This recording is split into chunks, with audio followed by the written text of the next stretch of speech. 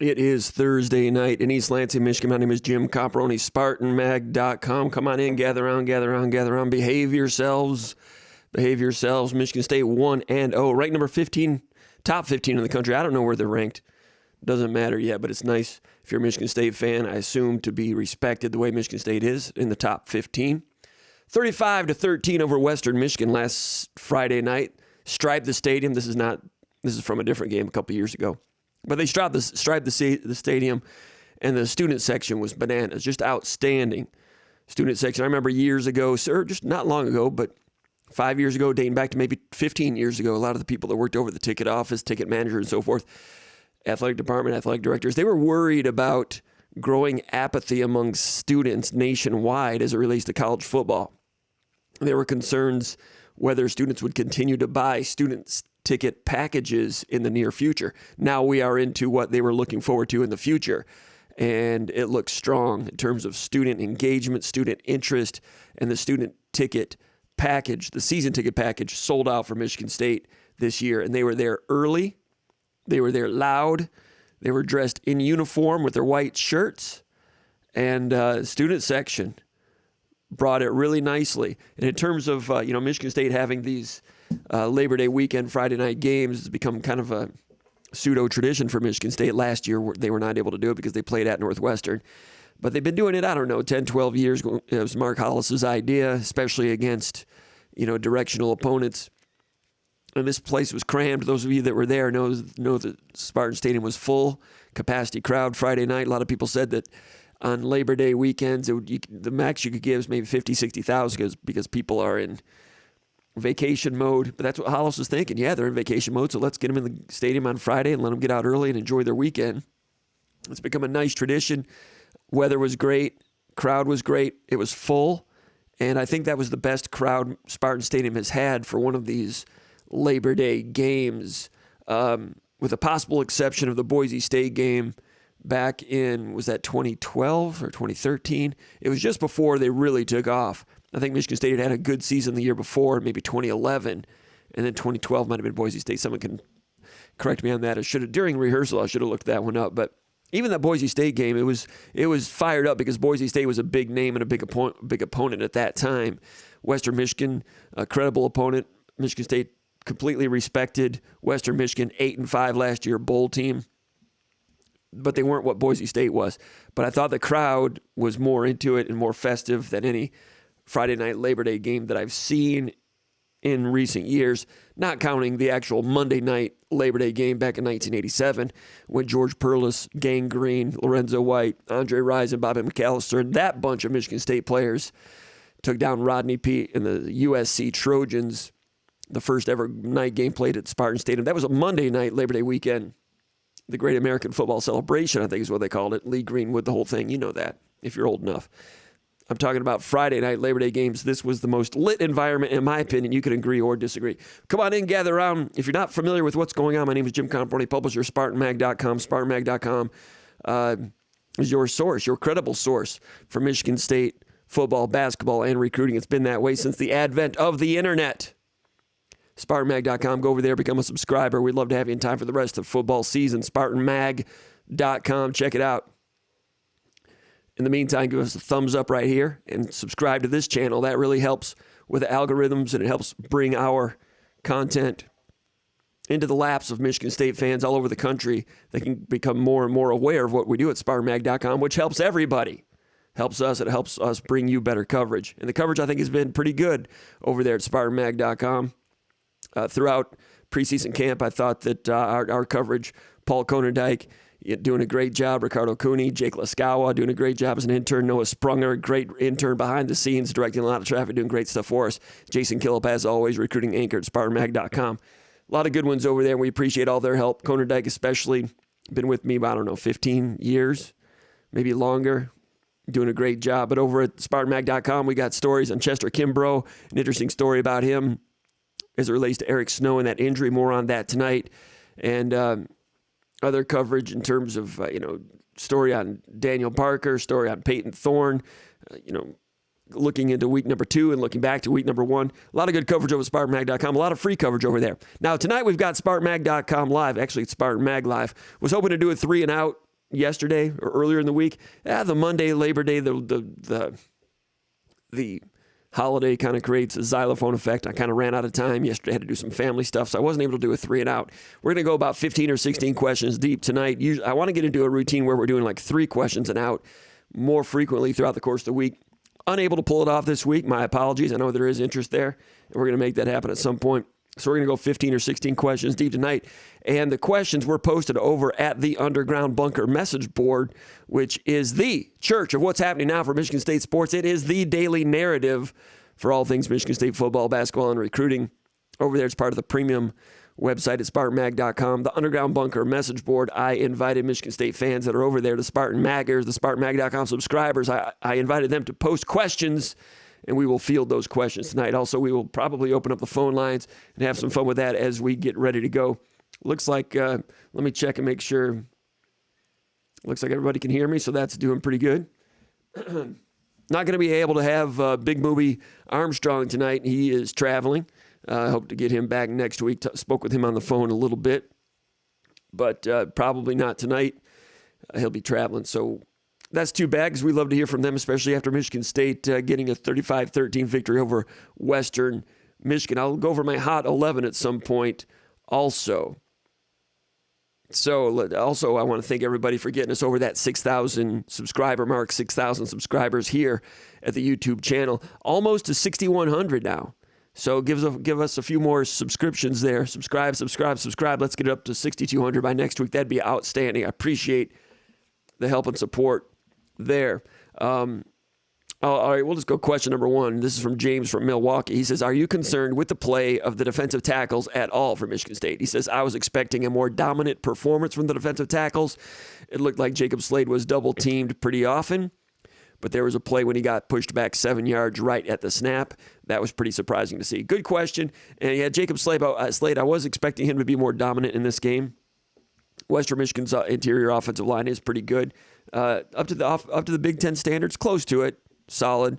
But Slade was so good last year and was expecting a lot from him from start to finish this year and didn't see it as much in this game. I think he had 2 tackles, played 46 snaps. He wasn't bad by any means, but he wasn't as loud as I expected. The play you're talking about, he got knocked back. Let's see. It was let me find my notes. It was kind of one of those pyramid techniques that Wisconsin used to do. It was a double team, running back gained about 9. He was taking on an offensive lineman, and then a second offensive lineman came and hit him after that. It wasn't like an immediate double team. It was more like a pyramid effect where one guy got into him and then another guy got into him a split second later. The timing of that, he wasn't able to withstand that. He has the strength and the technique and the ability to identify that and play that better. Just because they got him on that play doesn't mean that they were doing that play after play. But you're right, they got him on that one.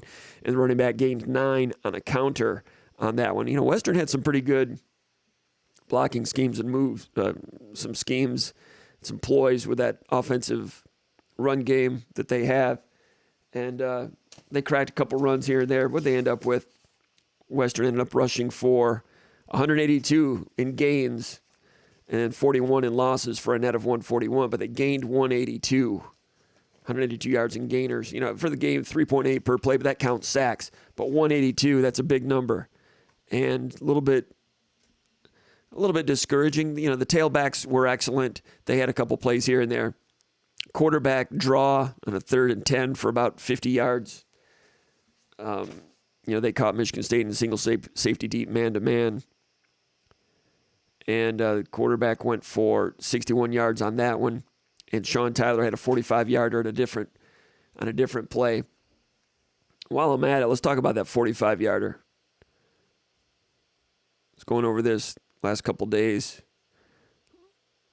I want to talk about it now because if I don't talk about it right now, I'll probably forget. And I found some interesting things in there. On that long quarterback draw, so it's cover 1, and Michigan State was blitzing 5, including Darius Snow. And the other linebacker was Van Sumeren, and he turns his back to the backfield as he was employed to do and assigned to do on this play. He was playing like inside bracket coverage on the inside receiver over there. And it was an empty backfield, 3-by-2. And so Van Sumeren, he's got his back to the backfield. He's out of the play. Snow blitzes. It's quarterback draw. He's out of the play. The 4 rushers, it's quarterback draw. They're out of the play. The corners are in press. They're out of the play. The 2, Michigan State's playing man-to-man. Henderson, I think, was in the game on that one. He was up in man-to-man on an inside receiver. So ball snapped. He's out of the play. Kimbrough has the number 2 receiver to the other side. He's up in man-to-man. He's out of the play. And like I said, Van Sumeren is. That's 10 people. So that leaves Gross as the only guy, and he's rotating to the deep middle. And he's kind of helping Van Sumeren with the number 3, and he sees quarterback draw, so he's coming up to make the tackle. His tackle attempt comes after the running back had already gained 10 yards. So that quarterback is a pretty good athlete, but it's not like he's Cam Newton or something, but it would have taken a really good tackle for Gross to make that play. So he misses the tackle. The guy, Gross gets to him 10 yards past the line of scrimmage. So the quarterback runs, and he goes 10 yards before an unblocked player comes in his vicinity. So that was when that's going on and it's empty, Mooby was wondering about this a little bit. Maybe Michigan State should have checked out of that and maybe not blitzed that extra linebacker and stayed with a 4-man rush and kept Snow back. That might have made more sense. Later in the game, it was I think it was a 4th and 5. No, maybe it was a 3rd and 5, where Western Michigan spread it out again, 2 to each side, and they stacked the receivers and took them all outside the numbers to get the DBs way out of there, but they left a running back in the backfield. This time, Michigan State kept the 2 linebackers at the linebacker level, didn't blitz, and Western ran a strange counter. They were doing a good job with the snap and pull, and I mentioned that in the Spartan pre-snap read that last year they did a lot of center, snap, and pull. On this play, only time all night, they went center, snap, and pull, and the right guard pulled, and the right tackle pulled. I mean, I don't know if I've ever seen that, to the point where I'm wondering if maybe the right tackle was supposed to stay home and block back against it, because all 3 of them vacated, and Piotrowski was unblocked, and I think Brandon Wright was unblocked. They do a handoff, and they're in the backfield for a tackle for loss to make it 4th and 9, I think. So they kind of had a similar look and a similar 3rd down distance. This time, Michigan State kept 2 linebackers at linebacker level. Anyway, the long run by Sean Tyler, 45 yards, good running back for Western Michigan, 1,100 yards rushing last year. Michigan State was up 21-3 at the time. Berger had just fumbled. Questionable replay situation on that fumble. Anyway, he gains 45 yards to the 5-yard line. All right, so what happened on that play? Michigan State was basically outflanked on this one. Michigan State had 3 defensive backs over 2 to the field. That's what they wanted most of the night, 3 over 2 to have a numbers advantage. The safety, Kendall Brooks, was up near the linebacker level, to the boundary, to the wide receiver tight end side, to the 2 receiver side. So it's 6 versus 6 in the box. So there's 7 gaps, and you got 6 to fill them. And it was well blocked, well executed by Western Michigan.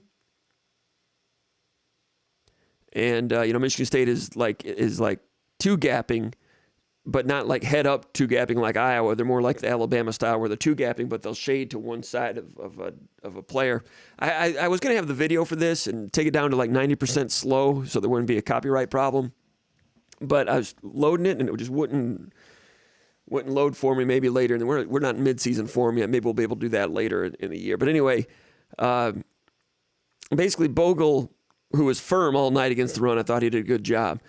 Bogle is 2-gapping. He's got his head inside. And with Alabama, Georgia stuff, I watched some of their film and their clinics, those type of things. And they're looking to get ahead inside a little bit to maybe bounce it outside to where the help is. He went inside, and I'm wondering when they went back over the film, I'm wondering whether he maybe should have controlled back to the outside, because he was shocking and controlling the guy. He was inside right about the time Van Sumeren was inside. So at that instant, you had Bogle and Van Sumeren both in the same gap. And at that instant, Tyler bounces it outside. I thought Bogle had enough shock that he could have stayed to the outside and set the edge back to the help that way. It's the type of thing where maybe they can get to work on that with film and get improvement with something like that. So Van Sumeren gets hooked inside. I'm wondering if, Van Sumeren and Bogle are a couple guys that have not had, they're seniors, but they've not had experience in terms of being players that play every single down in a game. It's the first time Van Sumeren has played like every single down in a game, and I think Bogle also. So even though those guys are upperclassmen transfers, fourth and fifth year seniors. Still a learning type of situation.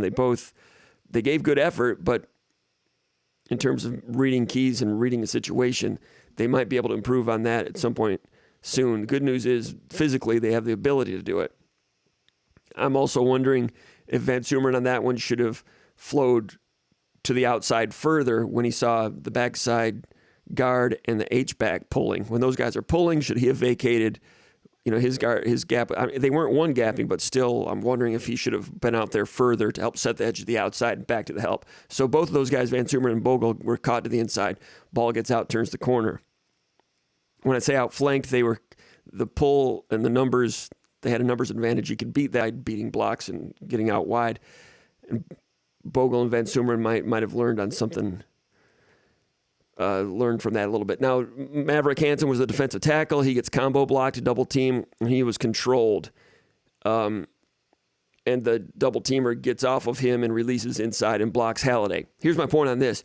If Maverick Hansen was okay, but if it had been Barrow or like a really good dominant defensive tackle, somebody who's good enough and strong enough that he commands a double team, he's so good that you have to put two people on him, then they can't climb out and get Halliday, and then Halliday can scrape over the top and maybe make the tackle. But because Maverick Hansen gave maybe a half a yard on that double team, now the guy can get off and block Halliday because he wasn't stout enough to command a double team. He's solid backup, good player, but that's a difference between a good solid backup who can give you some pitches and somebody who can really throw a monkey wrench into an offensive game plan by demanding and commanding a double team. So your linebacker is free to scrape over the top. So Halliday was erased by a left tackle, being able to climb out to him because Maverick Hansen was functional, but not functional plus. So Maverick Hansen doesn't command a double team. That linebacker gets blocked. Bogle has a chance, ducks his head in. Van Sumeren maybe could have been a little more instinctive to get over there. So all three of those guys needed to come up big and beat people to get off blocks to survive the play because, like I said, they were kind of outflanked with the rest of it, which happens sometimes. So that one gets out for 45 yards. And let's see. And then, and on that play, also as it gets out, the first guy that has a chance at him is Angelo Gross, and he misses a tackle. He slips and falls. Would have been a difficult tackle for Gross, but he slipped and fell. You needed Gross to, give you a safety net on that one and make the play. Didn't happen. All right, so they get on to the 5-yard line. I'll keep going with this. First down, 4 yards, and they score a touchdown. Tyler again. This time Pietrowski was not strong enough versus a double team. And he was getting moved, and he kind of jumped over teammates and left his post. It was like he was influenced too far inside. Derek Harmon was a defensive tackle at that one. He was good enough versus the center, shock and control, but he couldn't disengage and get off and make the tackle on Tyler because of what was going on. Pietrowski, kind of log jamming it up and getting in the way. If Pietrowski gets some movement in there, gets some penetration, then Harmon can get off. But Pietrowski against the run on that one, the double team, not quite good enough. And so Pietrowski is flushed out, and that leaves Gross in the hole against the running back. Running back hits him, takes him over the end zone. Gross is a real good tackler, but on that play, Tyler, who's not a big back, met Gross and drove Gross over the goal line for a touchdown. So bottom line, technique, read. Bogle needs to be better on that one for the 45-yarder. Van Sumeren, I think they can learn from that. Maverick Hansen's been a good, solid player. You need a little bit better play than that on a play like that if you want to stay in the top 15. I'm looking for like an A- type of football here. And I know Michigan State won 35-13, but the question was about Michigan State's run defense. And I pointed out they gave up 182 on the ground in gains before you take away tackles for loss. So Pietrowski against the run, he's a good, solid, functional player. But when you start playing, Minnesota's going to be tough and physical with what they do. We know Wisconsin is, and so is Michigan. Of course, Ohio State. So in order to take it up to that level, to be able to meet with those teams, they have to get better at some of these things. All right, we're going to, let's see who we have over here. You guys don't mind a downer. Did I start the show with a downer? I didn't mean to do that. I don't care. You guys can handle it. You got your big boy pants on. It's tackle football, the manly art of college football. We're talking about it here, SpartanMag Live. Let's check in over here in the comment section. Feel free to put a comment over there. Also, give us a thumbs up if you get a chance.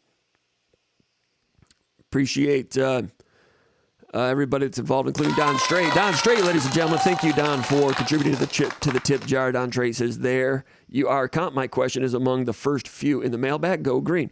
We will get to a Don Strait question here in a moment. Let's see if I can find that. Here it is. It was question number 3. Don in DeWitt says, "Hi, Pope.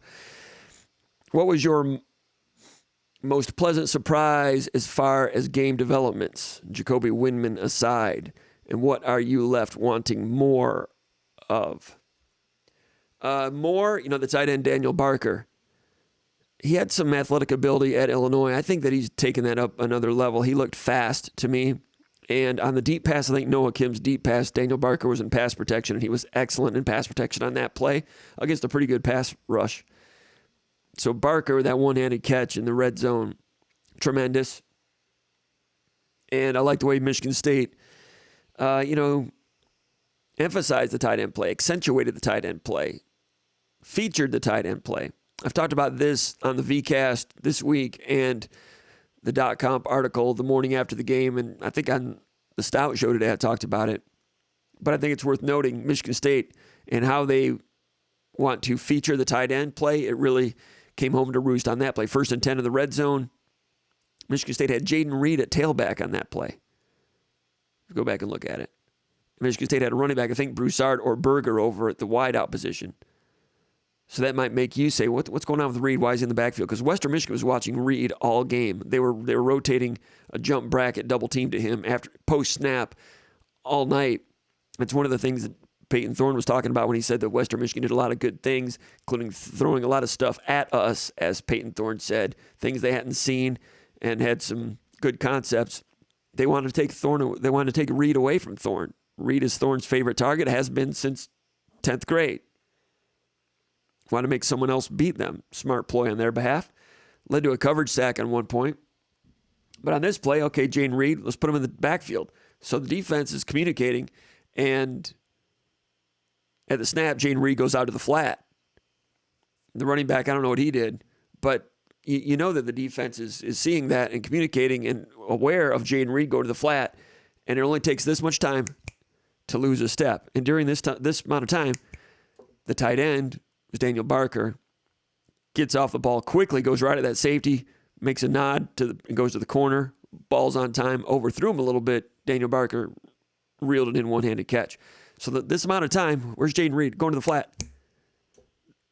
Gets a move on if the safety's looking at Jaden Reed, tight end gets a move on him. And Barker said earlier this week that they've been practicing that play, and he thought he had a good chance to come open on that one, and he did. And he bailed out an overthrow with a great catch. Good pre-snap read, good scheming by offensive coordinator Jay Johnson, good use of that tight end, good use of Jaden Reed as a decoy, his creative use featuring the tight end. I thought that was kind of interesting. So, but Barker only played about 19 snaps. Carr played more snaps. But I want to see more from Barker. I think he's an explosive type of guy. They went deep to him once, drew a pass interference.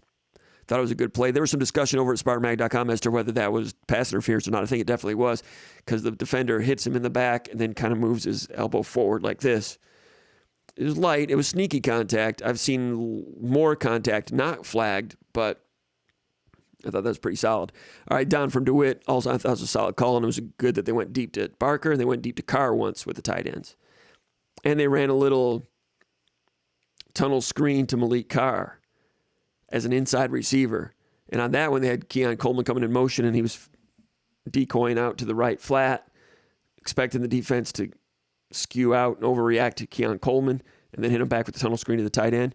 And it would have been a good play. It was a good idea, but Western Michigan happened to be in a two-deep zone at that point. It's harder to fool a team in zone, especially two-deep zone, with something like that, because they just have too many eyes on the football.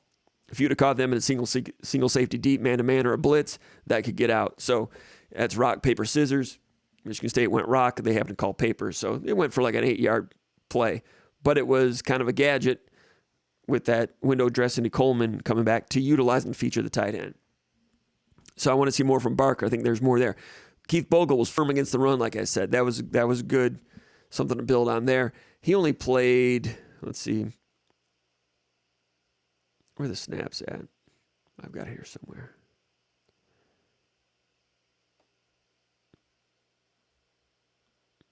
Here we go. Keith Bogle played 28 snaps. Not a bad snap count. But Bogle, got a sack. I'm not sure he has the greatest takeoff, but it's good enough. But I thought he was solid. The running back, Broussard, I thought he was quick. If you saw him live, if you were at the game, I thought he had excellent quickness.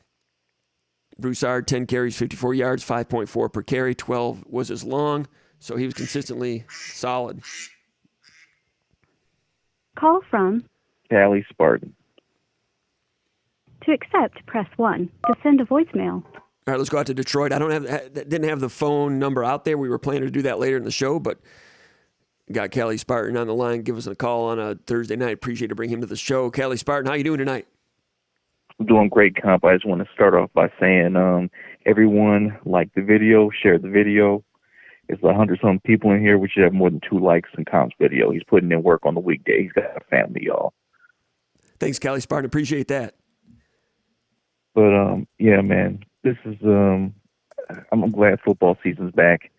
There's a lot of good things I saw in that game. I heard a lot of negativity during the week because people were like, they're still coming off that Kenneth Walker high where the game's just easy. When you're watching, they're probably expecting like 50 points on Western, which in my opinion, if Jay Johnson just stuck to the run game more in this game, we probably do put like at least 45 points on them. Because, we were getting chunks. It wasn't like the Kenneth Walker, 90-something yard, 80-something yard run for touchdowns. We're getting 5, 6, 7, 8 yards a pop on the run game. If you wanted to, get your backup in there, at least for the first half, just ride your tailbacks. Get up 30 points, and then do whatever you want to do. Like at least 45 points. Excuse me. And I think that Peyton Thorne, which is out there trying to prove he didn't need, not that he didn't like K9, but that he didn't need, because all you heard all summer was, oh yeah, man, K9 made that offense. They're a 6-6 team without K9, and that probably got to him. I mean, people talk about playing his dad's a big deal, but it's really, when you hear all summer, especially in the social media age that we're in, that one guy leaving your team and you're just a nothing quarterback, that gets to your, so he's probably sitting out there like, man, I got to throw the best game of my life. So in my mind, I'm thinking, I'm giving the benefit of the doubt. He's going to come back. He's been grinding all week. He's got whatever he is out of his head. They won the game, and he's like, I said, get down to business. We got to beat Akron. We're going to do it convincingly.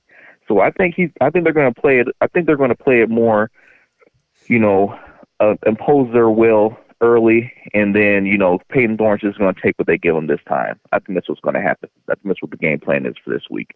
Offensively, at least. Taking what they give them, that's throwing underneath and things like that. I think Michigan State, they're just going to go open playbook, and they'll do a little bit of everything. They'll go intermediate, they'll go deep, they'll check down. I think they just want to hit that gas pedal and get everybody established and tighten up some screws. And Akron is not one of the stronger MAC teams. They will not be as good as Western Michigan. So I think there's a chance that Michigan State gets a big lead and Noah Kim gets some action. So, but I agree with what you're saying. Did you think that Peyton Thorne was a little juiced up, a little amped up? His dad and preseason, or first game of the season, a lot of hype. It was interesting that he was consistently missing high in this game. I thought that was interesting. I think he was assuming that his guys were going to, I think that's a part of that has to do with the fact that I think last year, what was it? Most of his receivers were about 6'1", 6'2" at the most with Trey out there. Mm-hmm. And now he's probably used to throwing a little bit higher, so Keon getting high pointed. And he's probably just assuming he's just going to get the ball. But you still have to adjust yourself. People think that's not a big deal, but when you go from having, just having to aim and be precision on guys about your height or shorter than you to somebody who's taller than you, and you're just throwing high point balls, it's a different spin on it. It's a different everything adjusting. And it's also timing. You got guys coming in and out. It's a different style. It's different from last year. Everything's different from last year offensively. Because like I said before, you don't have K9. And that changes how you do your play action plays. That changes your timing, which is everything. Because you're not freezing the defense for a half second and get your guys even more open because they're worried about you giving the ball to number 9. So who surprised you for Michigan State? Were there any pleasant surprises for you? Oh, absolutely. Jeremy Bernard. Yeah. Jeremy Bernard looked like he might be Oh man, I don't want to be hyperbole. He looks like a faster version of Reed. Like one play, and I'm drinking the Kool-Aid, but like just if you could pull up that play comp and look at it and like break it down for us at some point. I'm not sure if you will today or not. Yeah, I don't have a video tonight. I was trying to get it together, but yeah, go ahead. When he caught the ball and just the moment his foot planted and turned, he was at full speed. It was no buildup. He was just gone. Like I have never seen that for one of our receivers before. It was no buildup. He accelerated through the catch, which is a great commodity to have. And that pass was hot, and it was also a little bit high. And so he made a quick adjustment on a difficult. He made a difficult reception look easy and accelerated through it and was gone. And that corner, I think, was shocked. He got his feet all tied up because, and Bernard, threatened like an outside release go route. It kind of came back in. It was kind of a hook. It wasn't a slant, So he turned that guy nuts with that footwork and then came in, made that great catch and accelerated. And that was the first snap of his college career. It's the first time Bernard had been on the field. I had the exact same outlook that you did on that play. Oh yeah, man. I hope to see more of the same. But to me, the hero was honestly the secondary. Like when I was pointing out to some people last week after the game, because if you look at the stats, where the dude threw the ball 36 times and got less than 200 yards, I'm like, people were complaining about like, oh, I wish we could have a better secondary last year. I'm like, dude, if you look at the numbers, they did pretty good last night comparatively, and especially since the fact that what was it? They only allowed 33% of the third downs, which is I get people say it's Western, but they were like a top 15 offense last year. Yeah. So, and they still have some of those players on the team. It's not like they lost the ability to play that way. I mean, like, I get it's the MAC, but Western could probably beat some teams in the Big Ten right now. Like, if they, like, all jokes aside, like, they at least get people a run for their money, like, on a good day. And Michigan State went in there on, like, a B-, C+ game and won by 22 points. I'm like, that's 22 points, man. Like, people are talking, like, they're thinking, like, this is the end of the world, but on a bad day, we won by 22 points. I mean, honestly, it's just like our fan base is spoiled sometimes. But when you look at the numbers, what was it? People were complaining about people like last year. Kimbrough was like an enemy of the state, but he only gave up one pass, and he was targeted 9 times? I had 7, but yeah, and only gave up 1 reception. And they went after him. And we had an article about that in SpartanMag.com today. He was in the slot, and they put Crooms on him. Crooms is a good, credible Big Ten caliber wide receiver, and they attacked Kimbrough, and Kimbrough stood up to it pretty well. Went deep 3 times, and he stacked it pretty well. One time, he kind of gave up, like a half step, but got just enough contact on him to keep him stacked, and it was incomplete. The guy came open at the very last instant, but enough handwork to upset the receiver a little bit and survived it. If they'd have thrown a flag, they would have taken that also. So, Kimbrough still has something to prove in terms of the high end of speed, but they went after him, and he did pretty good in that slot today against this opponent, or this week against that opponent. I agree. Kimbrough showed some progress. And the best part about it was we didn't give up any big plays through the air. Yeah. Like, what was it? Yeah, that's another sign of, like, growth, man. And Tucker said in the post-game press conference, Tucker said it was key that we didn't want any of our guys giving up anything over the top. And you would think that would go without saying, but there's some times when you might be playing, a little bit thin ice all over the field, and you might throw the dice and risk it a little bit, but they wanted, especially after they had that lead, they wanted to stay on top of everybody. And that led to some of those curls and hooks, those third down conversions late in the third quarter when Western started making their move a little bit. Gave up some plays, some little first downs here and there, but didn't give up the big chunk. I also want to point out, because I remember you put the snap count out there for offensive defense earlier in the week from the game, that people were talking about, why aren't some of these guys playing as many? And I'm thinking, this is the first game. They're probably trying to give the backups more snaps just to see who they can rely on going into the season. And you don't need to put your main guys out there against, Well, I disagree because the game was never put away until the very end. I don't think that they were holding people back. I think they were trying to win the game, and it just turned out that the rotation was what it was. So I don't think that they were holding back at all. I got okay. I can see your point, Comp. I'm just looking at it from the perspective of, for example, the tight end for Illinois getting the decent amount of snaps of the tight end. That was curious. Yeah, Barker. So, like, in my opinion, like, you know, because you talked about all summer, Carr needs to be able to run block better, right? You want to get him some snaps, and and I'm sorry, what's the other guy's name? Tight end. Who's been here? Tyler Hunt. Yeah. Tyler Hunt. Tyler Hunt.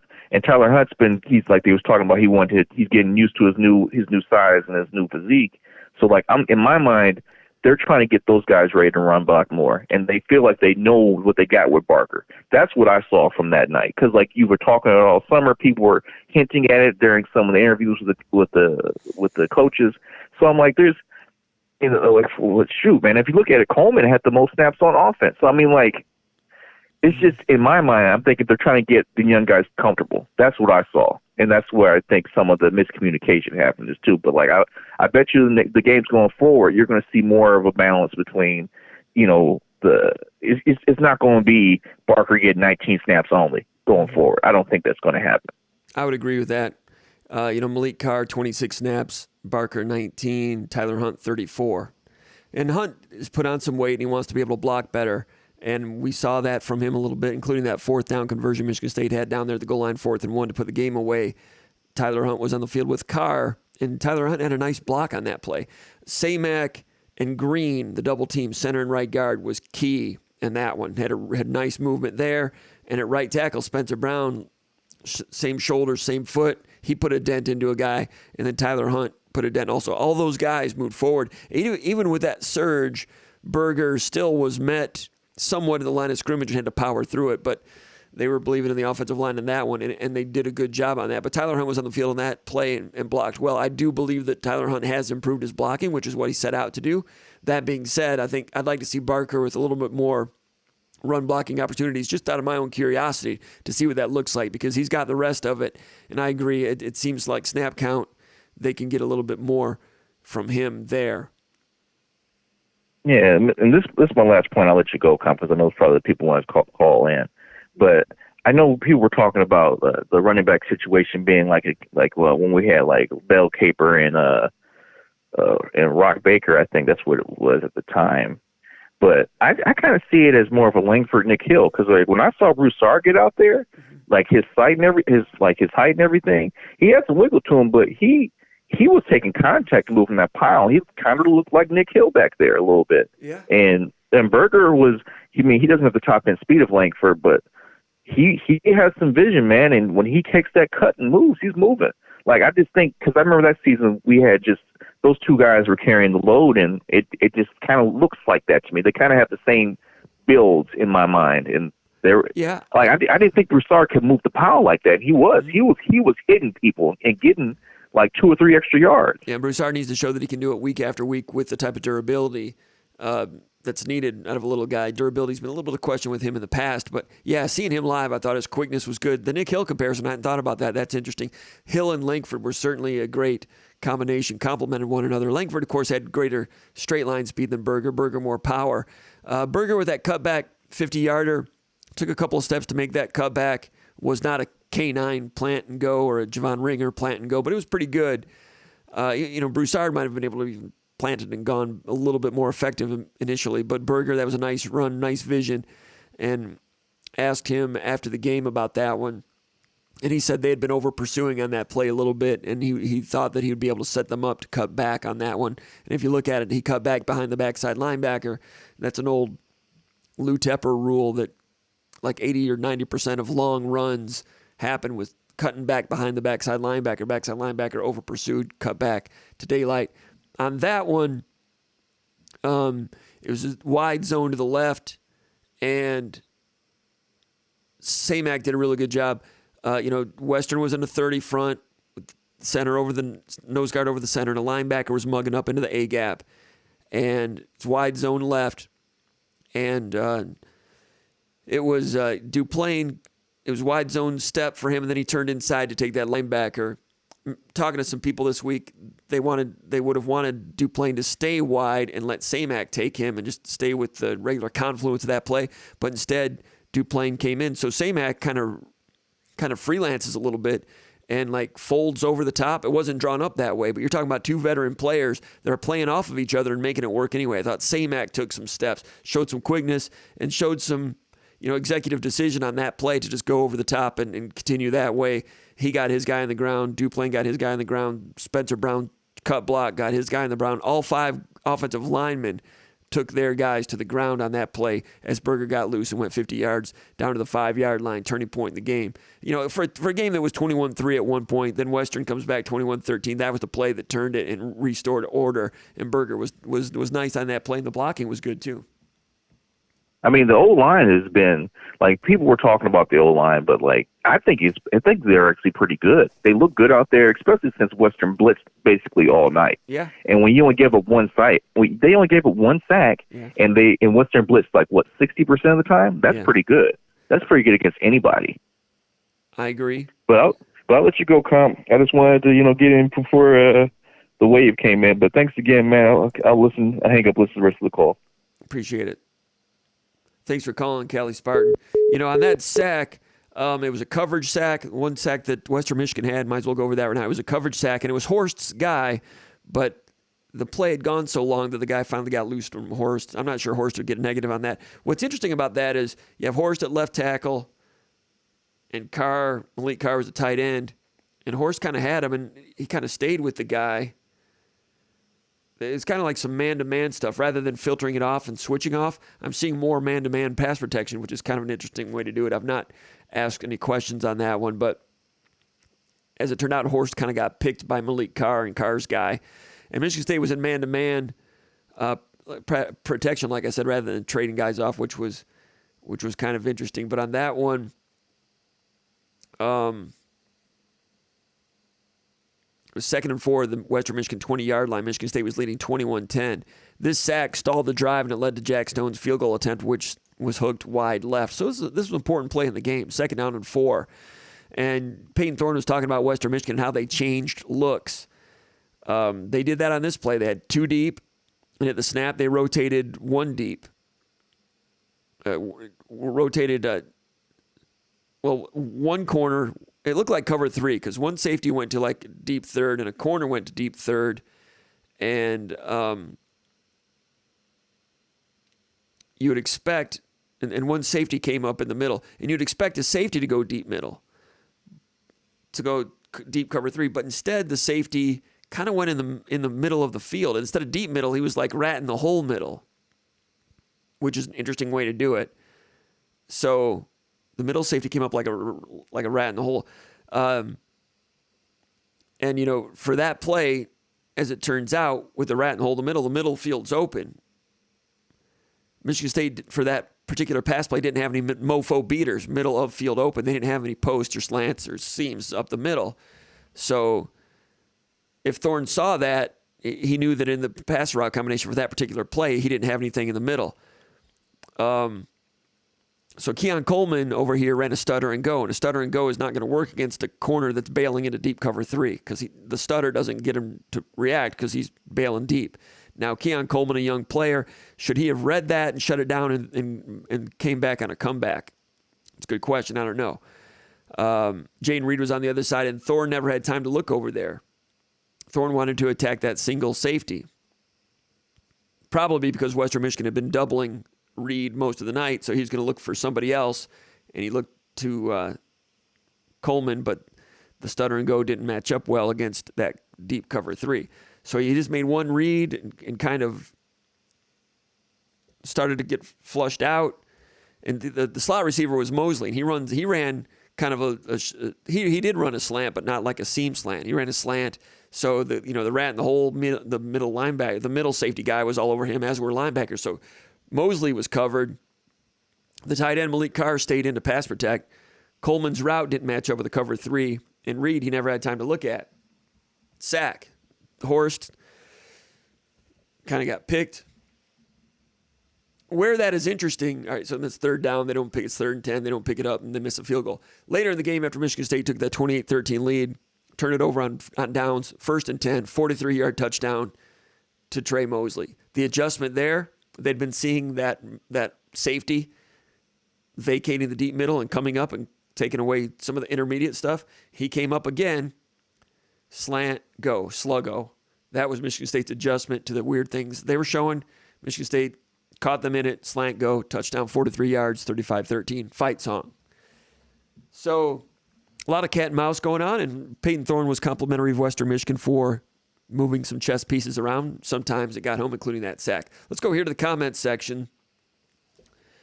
Make the best of what's still around comes in first, and he knows it. Ty Garland, he's here. Card-carrying Spartan Dogs. Good to have Ty Garland, second man in. Clay Marrier from Sylvania, Ohio, says hello. Zach Colmadin, or is it Colmadin? It's the prophet, he says. Zach Colmadin, the prophet. Sounds like an old school pro wrestler. Gordon Tonona, he's here. So that's your starting five. I'm going to put Ty Garland as banging. He's a. I know he's only about 6 feet tall, but that's taller than me, first of all, easily. But I'm going to put him at the 4. He's going to out-rebound his man. He's going to nail it from outside. He's my stretch 4. Make the best of what's still around. He's running the point. Clark Marrier. He's a shooting wing, and so is Zach Coleman. Sounds like Quebec Nordiques, left winger and a right winger. Those are our wings. Gordon Tonona, he's running the point. The Untitled Beer Ranking Show, that was Kelly Spartan, back like I never left. It's good to have him back. Aaron Mays, saying hello, comp. Will Starworth says hello, comp. John Elke is here. Robert Jackson, I'm here. You can start. Eric M. from Rossville, Georgia, says, hey, comp, go green. JC1829 says, what's up, comp? Jay Chevy checking in from Washington, D.C. Good to have him here. Gordon Tonona says, do you know how much BT charges to train pro football players? Great question, but I do not know. BT Jordan, Michigan State's pass rush coach. I said this on the message board during the summer, back when people were talking about how much Michigan State assistant coaches are getting paid. I said, hey, Michigan State, Mel Tucker, a little bit of an outside-the-box hire to bring in BT Jordan, Brandon Jordan. And I said, if it works and Michigan State's pass rushers show marked improvement, just doing what you're worth and being willing to accept what someone's willing to pay you, Michigan State's, I have a feeling, is going to have to get out the checkbook for Brandon Jordan, because LSU is going to come after him. Ole Miss is going to come after him. Mississippi State's going to come after him. Probably Alabama. I don't know. He's a New Orleans native. He played at Austin Peay. He coached at the lower levels, coached at high school, and then he focused on coaching individuals and became a pass rush whisperer, offseason coach of the Stars for NFL players. So he's doing a good job with these guys. Windman is a guy that Brandon Jordan had been working with since 9th grade. You can get that story, Paul Konerdijk story, over at SpartanMag.com. And Jordan, I asked Jordan about that. I'm like, when Windman went to UNLV, Brandon Jordan, did you think that a lot of Power 5 coaches had kind of missed the boat on him? And he said, oh, yeah, that defensive line had 3 other guys that were going, I think, major conference. And he thought that they were missing the boat on him. And Paul Konerdijk did a story on Windman when Windman transferred to Michigan State. Konerdijk for SpartanMag.com got a hold of Jacoby Windman's high school coach, and his high school coach back then when he was in high school called some of those programs, some of whom I just mentioned, and quote-unquote begged them to take this guy and take a closer look at him. Went to UNLV. I think it was third team All-Mountain West as a defensive end as a sophomore during the COVID year. Then last year moved to linebacker, had a good year. I think it might have been second team 2 years in a row. We wrote about him when he committed, and I saw that shoulder dip move that he has and the ability to turn the hoop and run the hoop to finish his pass rushes, and I wrote that, and I thought that he had a good chance to be a third down pass rusher as a linebacker because they recruited him as a linebacker. Then he shows up on the depth chart August 15th, not the depth chart, but the roster, and I see that he's 250 pounds. Like, that's kind of heavy for linebacker, but they moved him to defensive end. They needed help at defensive end, and you saw what happened. He looks darn good. That shoulder dip, how he can get low on that, is just plain uncommon to do at that rate of speed, and be able to run the hoop at the end of it makes him difficult to block. Now it's on film, and people will be looking for it, so he's got to work on some counters. He's got some. We'll begin to see what those look like this week against Akron. What do we have here? All right, I'm going to let me go to another question here. But anyway, what was I talking about just now? I forgot. Anyway, Brandon Jordan, he's going to be in demand. It's going to be in demand. As far as Akron goes, this weekend, Akron, they played in overtime against St. Francis of Pennsylvania. They beat them 30-23. They got a quarterback named DJ Irons, 22 of 37, 296 yards, 63 yards rushing. Now, Akron was 2-10 last year. They lost to Auburn 60-10. First-year coach. Last year, they fired their coach after a 3-24 start. They fired a guy named Tom Arth, who took over for Terry Bowden. Terry Bowden went on to Louisiana Monroe, and Akron's just not in a strong position right now. I expect Michigan State to steamroll. No, I'm not really going out on a limb with that one. We're finally getting to question number 2. Green Reef says, what about Darius Snow? What is your take on his future with football? Good question. Not sure. It's a serious injury. Somebody else asked a question about that, and I don't have any inside information on it. But I don't have any information from MSU coaches and so forth. There was a lot of concern that it could be a long-term type thing, and it will be to some extent. But some of the initial concerns, some of the initial severe concerns, from what I understand, are not as severe as they initially feared. So they're through one hurdle, which sounds good. Question number 3, Pierre St. Pierre. He says, aside from Jacoby Windman's performance, how did the rest of the defensive line and edge guys look? Was the pass rush more coordinated, and did it look like guys were winning one-on-ones across the board? I'll tell you who's winning a lot of one-on-ones. Inside was Simeon Barrow. Getting movement, getting penetration, disengaging. Then there was that one play, I think it was a 3rd and 10, where Michigan State rushed 4, and they stunted him to the outside. That might have been the play right before their opening drive before they kicked the field goal. 3rd and 10 in the red zone, 3rd and long in the red zone. And he got to the quarterback, hit the quarterback. He didn't get credited in the stat sheet with the quarterback hit, but it was at least a pressure. But Simeon Barrow, with all his strength and what he does inside on that play, went outside, and he ran the hoop. Simeon Barrow's an NFL prospect. So that was nice to get when you can get. You're asking about coordinated pass rush. That was a 4-man rush coordinated with a stunt, setting it up. It was a Perlis would call that one a me stunt. Garland can correct me on that if I'm wrong. A me as opposed to a you stunt, you game. A you game is when a defensive tackle sets a pick and the defensive end comes inside. A me is when the defensive end sets a pick and the defensive tackle goes outside. It's my understanding the defensive tackle used to make the call in there. Sometimes it's before snap, but sometimes they would change at the snap. Defensive tackle just says me, me, me. That means he's going. You means he's setting this way. That's my understanding of that. Not that I played. That goes all the way back to the Perlis days.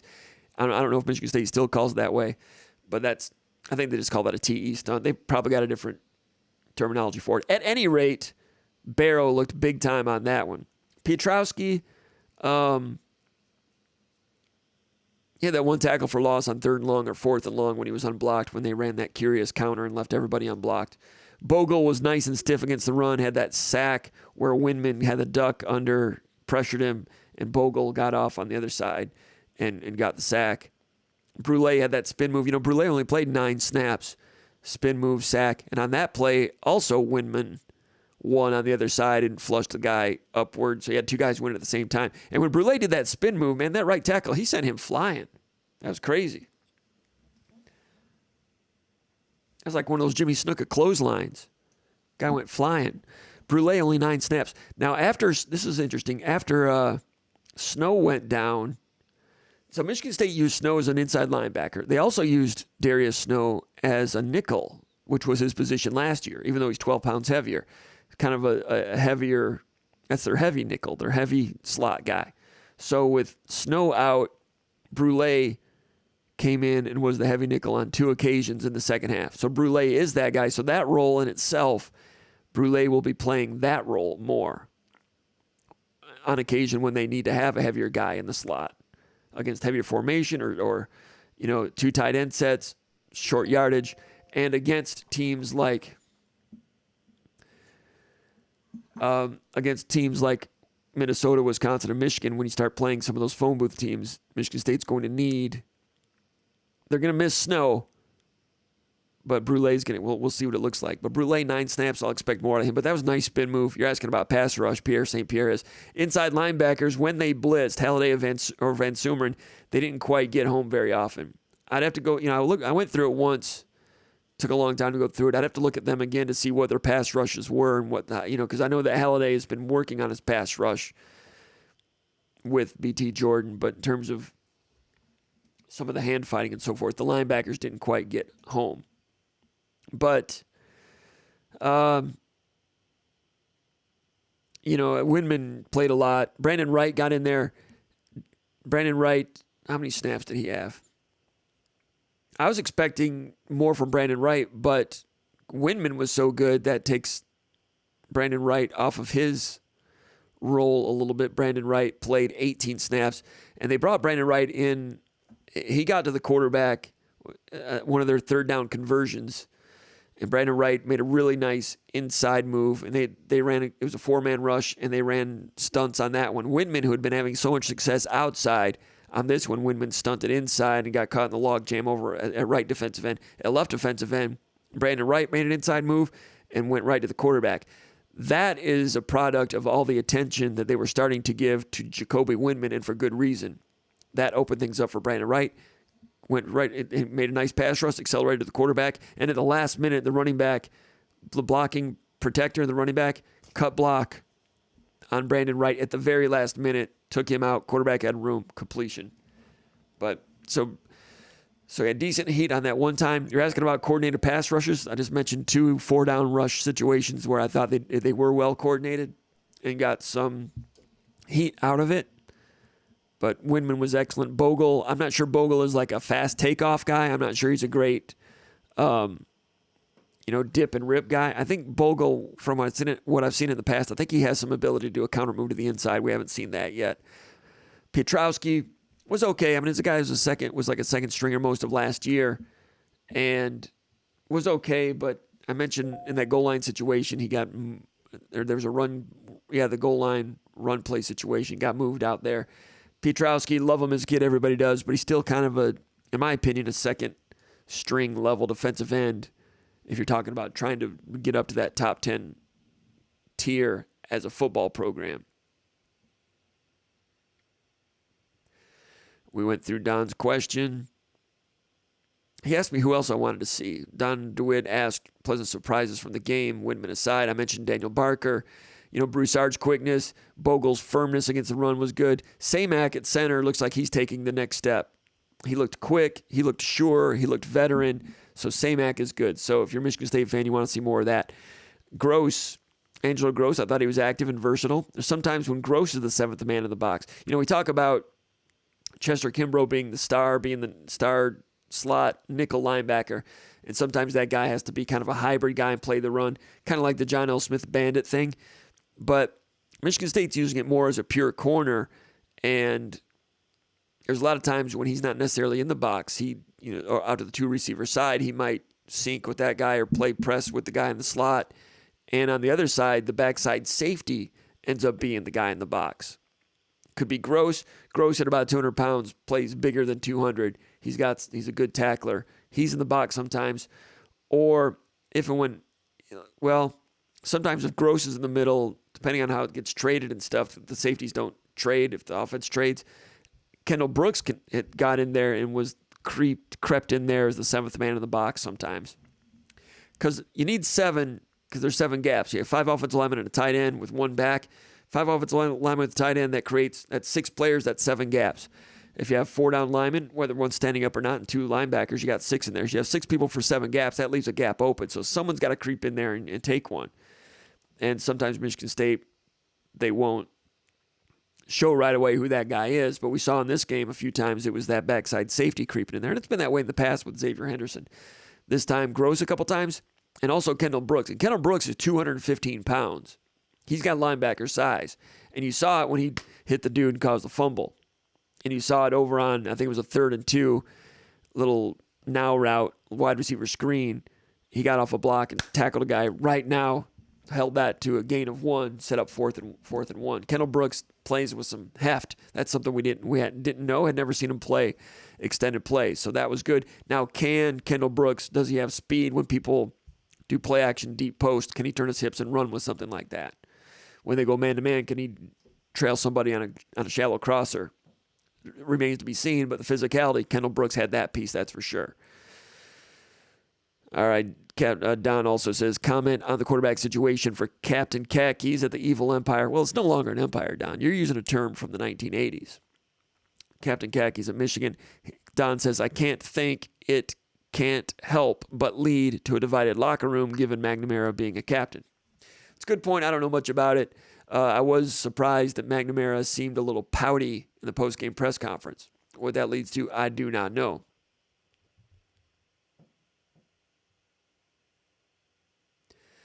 Let's go over here to the comments area. I'm going to go ahead and open something up right now.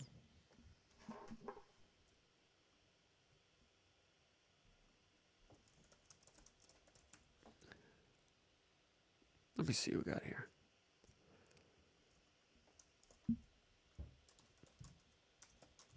I'm going to invite people. I'm going to open up the phone lines for a second. See what happens.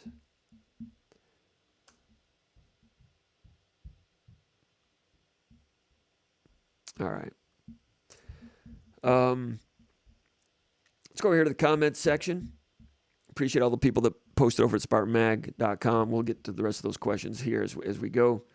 Will Stallworth says, hey, hello, comp. John Elke says he's here. Robert Jackson says, I'm here. You can start. I already read these, right? Tenona, Robert Jackson. Hit that thumbs up. Thanks, Robert, for your support. From Colorado Springs. Call from Nils Deco. To accept, press 1. To send a voicemail. Let's go out to Austin, Texas. Actually, Houston, Texas.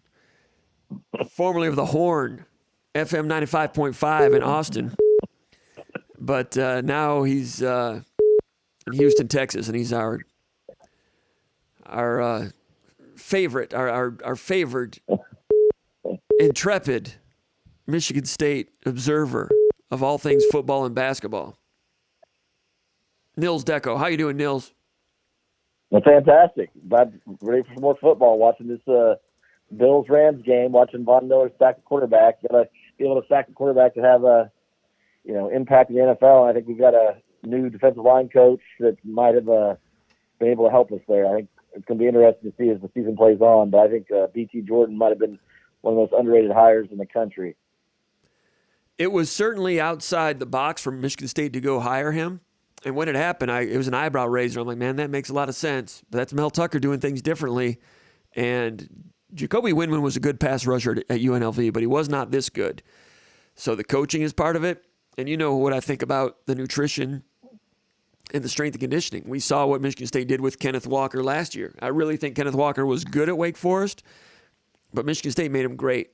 I really believe it was strength and conditioning and nutrition. I never really got a chance to ask Kenneth Walker about that, but I swear he was quicker after 6 or 9 months at Michigan State. He turned into a. Oh, he was much quicker. He was much faster. Became the best running back in the country. Jacoby Windman was good at UNLV. He's better now. Daniel Barker, I thought was pretty good at Illinois. I think he's quicker now, and he was pretty good at Illinois. So what we want to see is what I want to see is Aaron Brule. Is a guy that showed a lot at Mississippi State earlier in his career, not so much last year. Had a nice spin move in this game, only played 9 snaps. He's going to have to play a little bit more, like I mentioned a moment ago, when Michigan State goes with more of that jumbo look at the slot linebacker position. Darius Snow played at 1 or 2 downs in the first half. Brule played at 1 or 2 downs in the second half. You're going to need that against some of the opponents coming up. So Brule is a guy that's got to come through. Van Sumeren looks quicker. Now, I know that he was with the program all last year, and I thought his legs were a little bit big, and I thought that his agility was lacking. I didn't think he was very fast on stuff across the middle, pass coverage wise. He looks completely different now. He reminded me of John Reschke a little bit, the way he was running around and defeating blocks and spilling plays and chasing them down. But Van Sumeren needs to show that he can be a little more instinctive against the run. I think a couple of times he got caught waiting a little bit here and there. I'm not sure it's all completely natural to him just yet. Because, again, I know he's a fifth-year senior, but he's never played every down linebacker at the college level yet. He's got the physical ability to do it. Now he's won that starting job, so I want to see a little bit more from Van Sumeren. That's it, Nils. What do you got? I just think I want to see more from those defensive tackles. I don't know if Simeon Barrow was hurt, but I didn't think the interior tackles had the impact that I thought they might have. Yeah, no. Great point. I'll forget if I don't bring it up right now, but Simeon Barrow I thought was great in the first half. Penetrating, getting in the backfield, doing some great things. And it was reported that he missed the entire second half. That's not true. He started the second half, played the first series of the second half for about 6 plays, and then he played like the first 3 plays of the fourth quarter and then came out. I never saw him get twisted up in a pile or hurt anything. They don't talk about injuries, but Tucker said Michigan State had too many people cramping up. So I suspect, reading between the lines, Barrow was one of the guys cramping up. I suspect Jaden Reed was one of the guys cramping up also. And Tucker's like, that shouldn't happen, and he took the blame as the head coach. Everything that Michigan State did to get ready for that game at Miami last year in the heat. They did. A to Z. 5 days out, they were doing things 10 days out to prepare for that. And Tucker says, in East Lansing, Michigan in September, we shouldn't be cramping up. It's never going to be that hot here. So Tucker was upset about that. But Barrow, you mentioned about his injury. I don't know for sure, but I think it must have been cramps with him because I never saw him get twisted up on anything. And I think he might end up being the best defensive lineman, of the 4 in terms of run, pass, impact. Because, the guy is, he's an NFL, I don't know if he's a 3-4, but he's in a 4-3 for sure, a defensive tackle. He only gets better and stronger. He looks different. He's got to be every bit of 300 pounds now. He's excellent. You were watching the game on TV from Houston, Texas. How did it look on television?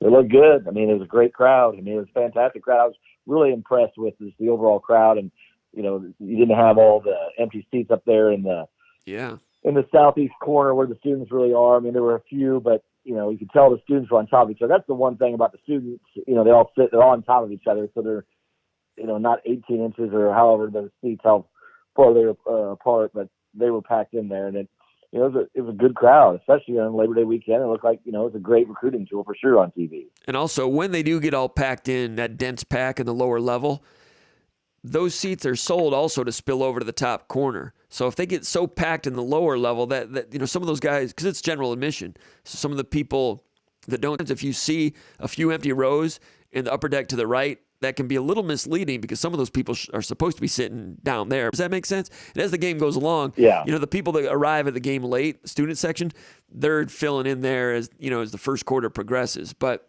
man, they were there, and it was dense pack in that corner down there in the deep end. Students were good, man. They were good, and the crowd, the players responded, and Tucker loves it. But he's done a good job of having them take ownership too. The deep end, the woodshed. These are all things that because Tucker's a marketing genius. I don't know many college football coaches that are better at marketing than this guy, because every time he's in front of somebody, he's marketing. It's like when you ever see him do a Zoom call, he's got those football helmets behind him. Kind of the history of Mel Tucker as a coach. And we talked about the time that he was interviewed by a guy that used to be with him live. We won't mention his name, but the helmet's changed again. So I don't know if it was. I think it was a Georgia guy, but Tucker is all about every opportunity. Making sure that his marketing is on point. He does as good a job as anybody out there as a college football coach, in my opinion. He gets it, and he understands the importance of it. And he's a great person to have at the program at this juncture, because Michigan State needs someone to keep, amplifying and promoting and forwarding the brand. Michigan State's had good history and been a good brand over the years, but he wants to take it up a level, and he's a guy to do it, and he's aware of it, conscientious of it at all times. So all of it, the recruiting, everything he gives attention to is spot on. It's hard to get it all right because that schedule's hard, and there's a lot of, everybody you play, they're in the Big Ten, they're paying somebody $3, $4, $5, $6 million or more to beat you. So it's tough out there, that. Hey, so Nils, I got my hot 11 from the game. I was going to put this into a story, but I ran out of time this week. Number 1, of course, Jacoby Windman with his 4 sacks. I got number 2, I got Jalen Berger. 120 yards rushing, had the 50-yarder, which was the turning point. And I liked his the 1-yard touchdown run on fourth down. It was interesting. But look at his arms, though. Have you seen, you're going back to Kenneth Walker, and I meant to mention this earlier, is that Berger, look at the definition in his arms, and just look how much bigger and stronger he is. Yeah, you go back and watch his Wisconsin highlights. It's all like straight downhill. When he came to Michigan State, I'm like, I'm not sure he's got much cutting ability because it was just all get on the train tracks and go straight. I agree. His arms are a little more defined, quite a bit more. And that cut back that he made, it wasn't a Kenneth Walker cut. It wasn't even a Jarek Broussard cut, but it's a good enough cut. I'm not sure he makes that cut at Wisconsin 2 years ago. It was a pretty good cut, but the vision was good. But Berger with a nice Michigan State debut. That 50-yarder, real good job by Samac on that play. Fourth down to the 1-yard line, up by 8 points. This was what was interesting. He knocks off that 50-yarder down to the 5-yard line. And Michigan State runs to the line of scrimmage and runs a fast ball, snap it quick, give it to Berger again, trying to kind of, Chip Kelly the thing, by going there and snapping it fast, playing fast football. I understand that concept, and the defense can get tired, but Jalen Berger was also tired. He just toted it 50 yards, right? And yep. on that play, 1st and goal at the 5, he kind of his legs looked like he had just done a 50-yard run. 2nd down, gave it to him again. He's a little bit better on that one. 3rd down, I think they gave it to him again, got down to the 1-yard line. 4th down, went for it, gave it to him again, and he scored. If you kick a field goal there, you go up 11, you're up 2 scores, game's kind of over. Or they can block it like Roosevelt Coleman and tie you up, like Purdue did back in 1997 or whenever that was. They went for it on 4th and 1. They showed confidence in the offensive line. And that was the Western Michigan defensive front on 1st and goal at the 5, 2nd goal at the 3, 3rd and goal at the 2. The defensive line was doing pretty good in there. It's not like they were just getting blown off the ball. Tucker showed confidence in the offensive line, confidence in Berger, and they ran an inside zone again. I think the 1st and goal at the 5 might have been an outside zone, but 2nd down, 3rd down, and 4th down were all inside zones. And on 4th down, Samac and Brian Green did a real good job. I mentioned this earlier. Spencer Brown, nice job. Tyler Hunt, nice job. They all had nice blocks on that one, but even so, Berger still had to kind of bust through a little bit of contact at the goal line to get in. But interesting choice there. Confident choice.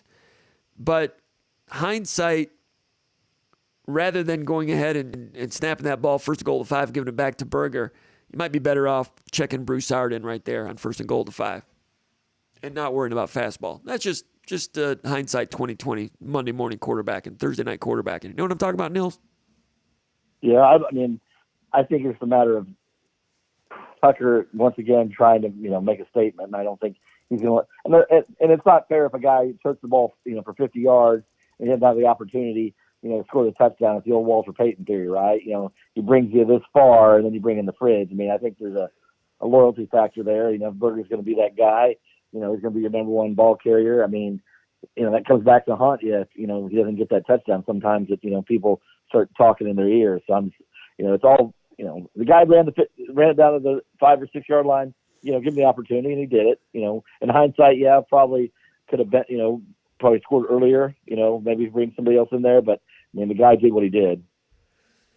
Number 3 in the Hot 11, I've got Keon Coleman, 4 catches, 84 yards, had the 41-yard touchdown. On the I think it was right before Michigan State missed the field goal.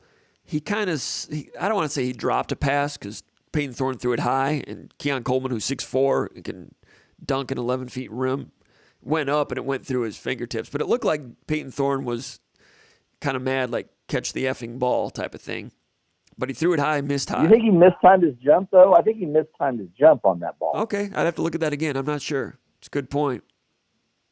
Good question. You're right. He didn't high point it at all. I thought for sure he could have caught it as well. I think that's what Thorne thought. And maybe he just, it got on top of him or something. But it seemed like he mistimed the ball because the ball was behind his hands when he started, stretching his arms out, it looked like a little bit. What'd you think of Keon Coleman? He's a difference maker. When you have a Plexico Burris type receiver, Mashin Muhammad type dude and he's, faster than both those guys and probably a little bit more athletic, not maybe as physical as those two, but every 50-50 ball is like he says 99 point, 99-1. I mean, and that's the thing is Jaden Reed, I think through the year will not be the number one guy when people, scout Michigan State. I think they're going to say, okay, Keon Coleman's the guy that can beat us, in a bunch of different ways. Jaden Reed's a valuable player, but he's not 6'4", 215 pounds and can dunk on 11-foot rim like you're talking about. I think as the season progresses, I think Keon Coleman is going to be the number one target. I just think he's a mismatch, and their defenses are going to have to really, look at him, as a threat whenever he's on the field. Right, and on that one, when he missed Coleman High, it was 3rd and 11 at the 27-yard line. Thorne had just been sacked on a coverage sack a moment earlier, and we talked about that on the show here a few minutes ago. And the way Western was changing their looks and bringing the safety into the middle and leaving the deep safety area kind of unorthodox, kind of leaving it weak back there. Michigan State didn't attack it until later when and the corner for Western, who was trying to play on top and play the deep ball with Coleman and probably fearful of Coleman getting behind him. He was deep, and then when Coleman breaks it off and comes back, there's a cushion there. That's why he was so wide open. That was a scramble rules route. So as Thorne had just gotten sacked, he'd been hit, maybe 10 minutes earlier, pretty hard. So scramble rules, he's coming out, he throws it high. So in its scramble rules, as he's throwing it, it's a crisis panic, not a panic situation, but it's kind of a freelance situation. As he throws it, maybe he thought Coleman was going to stop right at the goal line rather than coming back all the way back to the 5-yard line. There's a lot of different things that might have went into that. When he threw it to Coleman was not at the area that the route initially said he was going to be at. So that might not have been technically an inaccurate pass, but a lot of things were in play there, and that was a scramble rules throw on that one. But Keon Coleman overall did some good things, some explosive plays, and he made Western Michigan respect him, and future opponents will as well. Number 4 in my Hot 11, I got the punter, Bryce Behringer, best punter in the country. Nils, 4 punts, 50.5 yards. His first punt of the game, flipped field position after that 3 and out down to inside the 5-yard line. Also, when Western Michigan made the little comeback and their little flurry, he punted a 70-yarder. And at that time, I think that was after Western had scored. It was 21-13. Michigan State got the ball back, went 3 and out. Michigan State was sacked. I can't remember what happened on second down, but then it was the break, Nils. Like the third quarter comes to an end, TV timeout. And at Spartan Stadium, they turn the lights out and they play the song. I don't know the name of the song, but you'd know it if you heard it. And they're doing the light show and it's blinking. And Western at that time had the momentum, and Western was getting revved up by the music. Western's sideline was way more pumped up at that time than Michigan State's was, because at that point, Michigan State's going to face 3rd and 9 or whatever it was, up 21-13, and the momentum had changed. Coming to 3rd down, they ran that little screen pass to Berger. Berger drops it. That play wasn't going to go very far anyway if you look at it. But anyway, now Michigan State has to punt, and Western Michigan has momentum. And Behringer punted that thing all the way to the small planet.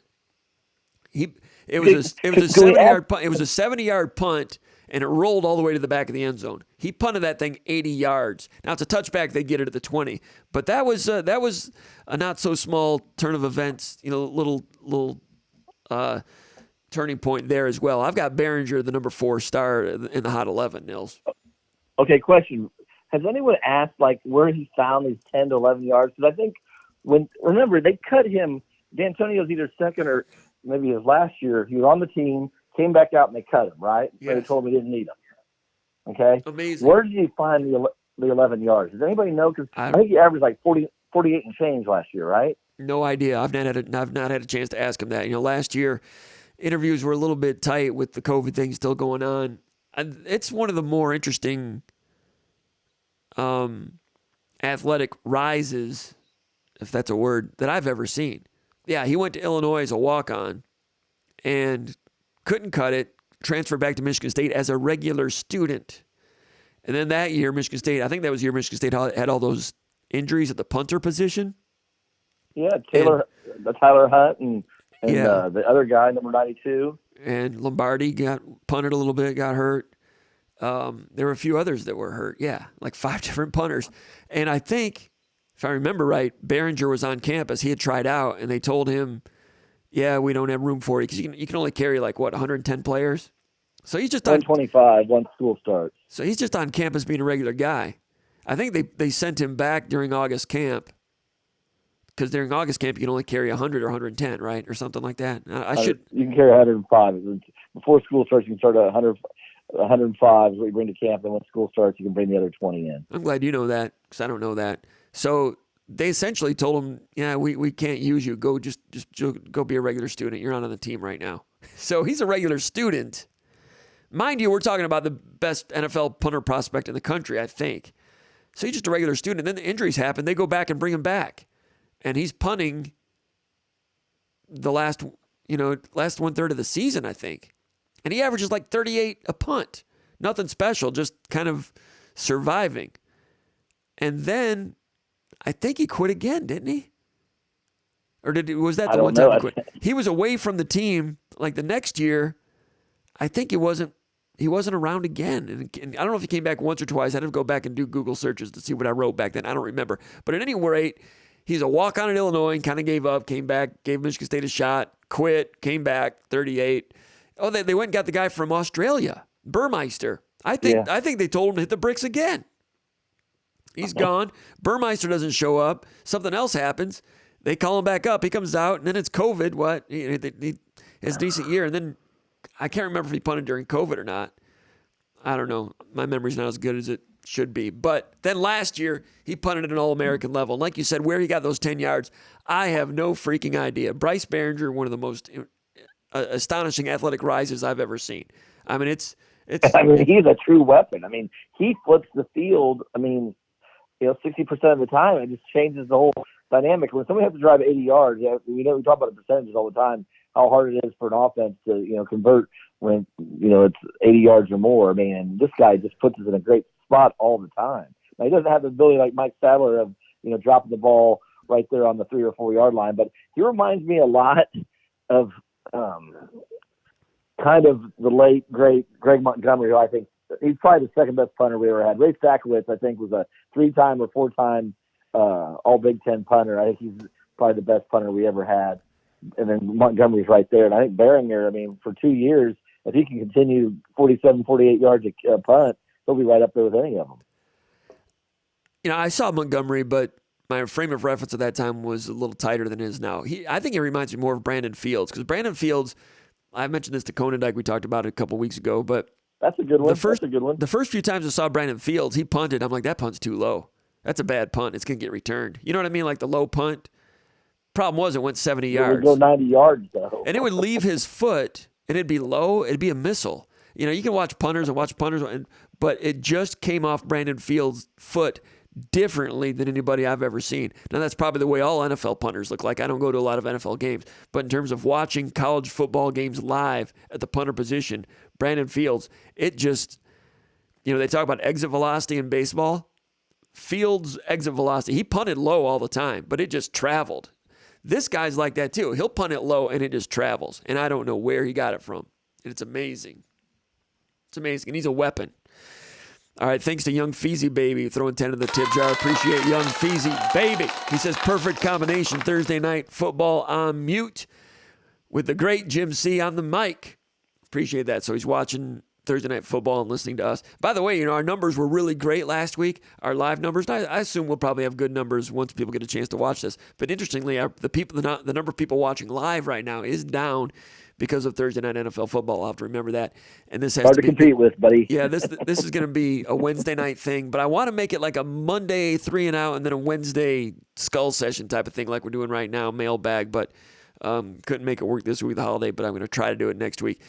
Player number 5, I got Ben Van Sumeren as my number 5 in the Hot 11. 11 tackles, did a really good job of the hit and shed. Just defeating blocks and especially things to the perimeter, whether it was an outside run or like little flare passes. His ability to hit and shed, spill the play, and sometimes spill the play, chase it down, and make the tackle after he spilled it. Usually you spill a play to the help. He spilled and was his own help. I mean, he was running. That was the John Reschke type of stuff. But between the tackles, his instincts against the run need some work. But I still have Van Sumeren. Big surprise. I didn't even know he was going to start. But I have Van Sumeren number 5 and my hot 11, Nils Deco. I mean, it's a plus. I mean, you get a guy that's in the portal, and that's what, Tucker understands the guys going in the portal and getting the guys out of the portal better than anybody, because I don't know, Mal and Van Sumeren are both in the portal. They worked their way through spring practice. I mean, I think the culture is so good that these guys don't want to leave.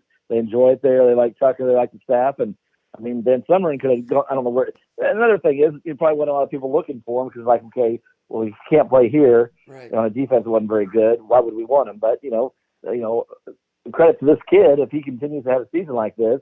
I mean, another great example of, Tucker and his staff developing guys and making them better. And that's what, college football is all about, is developing, getting better every day. Like, 3% increments, as Mark D'Antoni used to talk about. And I think you see a lot of that with this program. It's like the offensive line.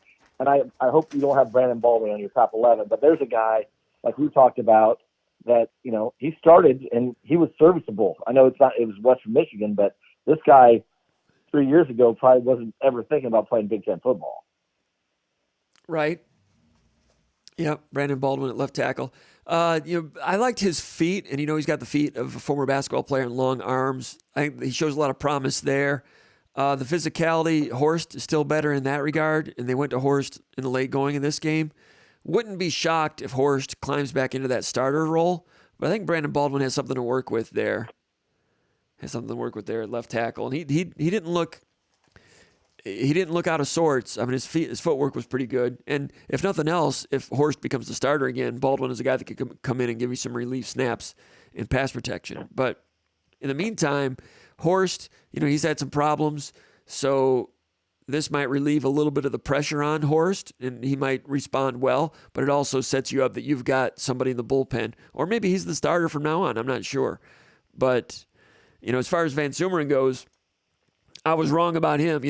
Watching him at linebacker last year, I'm like, well, he's just not fast enough. He can't play linebacker at this level. Maybe short yardage, maybe red zone. I thought, but he had some straight line speed and had a lot of power. I thought maybe he could be a professional fullback. I was like, he needs to transfer and go play fullback somewhere, like Wisconsin or something like that, or Iowa. Well, I was wrong. He's starting a linebacker, and he looked pretty good. And he made some loud plays, and some people think like he was the second best player on the team. And there were some times when he flashed real nicely. But the reason I have him 5 rather than higher is because, like I said, some of the plays against the run, some routine plays between the tackles, that linebacker knack that you need, that was lacking a little bit. We'll have to see whether that improves with Van Sumeren. Number 6, I got Nick Samac at center. That's someone that I've been a little bit critical of. In the Peach Bowl, I thought he could have played better. A guy that never quite beat out Matt Allen when Allen was healthy. But Samac has taken it to another level. He had quick feet, and he played with some veteran moxie. I talked about that 50-yarder that Berger had, the way he climbed over Duplain. It's supposed to be a wide zone, and Duplain is supposed to stay wide, but Duplain comes in, turns inside and seals the linebacker, so Samac just freelances and folds over him and carries out the rest of it. I did confirm that was the case with those guys. So Samac did some good things, not the least of which was the combination block he had with the double team block with Brian Green on that 4th and goal at the 1-yard line. I thought Samac, his best game as a Michigan State player, went the distance, played all 15 rounds, and looked like a good bona fide Big Ten center, start to finish, really for the first time in his career, right on time. Nick Samac, I got him in there. You still there, Nils? All right, looks like we lost Nils. Number 7 in my hot 11, I've got Chester Kimbrough. We talked about him earlier in the show. He was targeted 6 times, gave up 1 completion. On that one, that was like, it was a crosser, and he was right there for the tackle. Tackled well and did a good job versus Corey Crooms, their best receiver. Versus the run, he was not great at times, so that's something Kimbrough needs to improve on. Number 8, I've got Daniel Barker. He had the 1 catch, 3 targets, 19 snaps, touchdown. Good in pass protection on the deep shot by Noah Kim. Daniel Barker looking good for the future. Number 9, I got Jarek Broussard, backup running back. 5.4 per carry, 10 carries, quickness. I liked what Broussard did. I think he was good in pass protection once also, although I think someone came up off his cut block. But I got Broussard 9. Number 10, I got Simeon Barrow. Even though he didn't play much in the second half, he was great in the first half. Had that quarterback hit, fumble recovery, and had a half tackle for loss, and a lot of penetration all night. And I think it was cramps with him. Look to see what he does. We'll look to see what he does against Akron now. Number 11, I got J.D. Duplain. Offensive line was pretty good. Pro Football Focus had him run blocking grade at 78, which is pretty good. That's like A-, B+. That was number 1 on the offensive line by Pro Football Focus. J.D. Duplain. Those are my hot 11. So again, that goes Jacoby Windman, Jalen Berger, Keon Coleman, Bryce Behringer, Ben Van Sumeren, Nick Samak, Chester Kimbrough, Daniel Barker, Jarek Broussard, Simeon Barrow, and J.D. Duplain. My honorable mention, I got Chris Bogle. Honorable mention, Amir Speed. Speed's speed, when he ran down the quarterback, he was running like a horse on that one. And there's one other time on a crossing route where he converged on a guy through and showed some great speed. He got targeted a few times, and got targeted. He gave up 4 completions technically, but I thought Speed was good, and that bodes well for the future. We'll want to see more from him, but I don't have him in the top 11. Jaden Reed caught 1 pass. They bracketed him, took him out of the game a little bit. He had some cramp issues also, so he's honorable mention. Trey Mosley had the touchdown, blocked well as usual, but I have him on honorable mention. Let's go back over here to the comments area, and we'll be getting out of here a little earlier maybe than usual. Let's see where I messed up, where I left off. Tim Hughes says, go green from beautiful Traverse City, one of the great cities in our country. Brian M. says, this team is loaded on offense. It will go as far as Thorne and the offensive line can take them. Thorne does not have to be great, but he has to be consistently good. I don't disagree with that, Brian. Thorne has to be better than he was the other night in terms of accuracy. He would be the first to admit that. I'm not sure it'll go as far as the offensive line, and Thorne will take him. I think the offensive line is going to be functional. I think Thorne's going to be good. I want to see the run defense. I was a little worried about that run defense, giving up some yardage against Western Michigan. I just worry about the defense delivering the type of consistency you need if you want to win 10 or more games, and that's the goal for these guys. They've not stated it that way, but that's if they want to approach what they did last year, especially with Snow not in there and Henderson not in there. That takes away a lot of the brain trust, pre-snap communication, and those type of things. They need Henderson back soon. We'll have to wait and see what that looks like. I don't know how long he's going to be out. Sounds like he'll come back at some point. But all that we hear is he'll be ready when he's ready.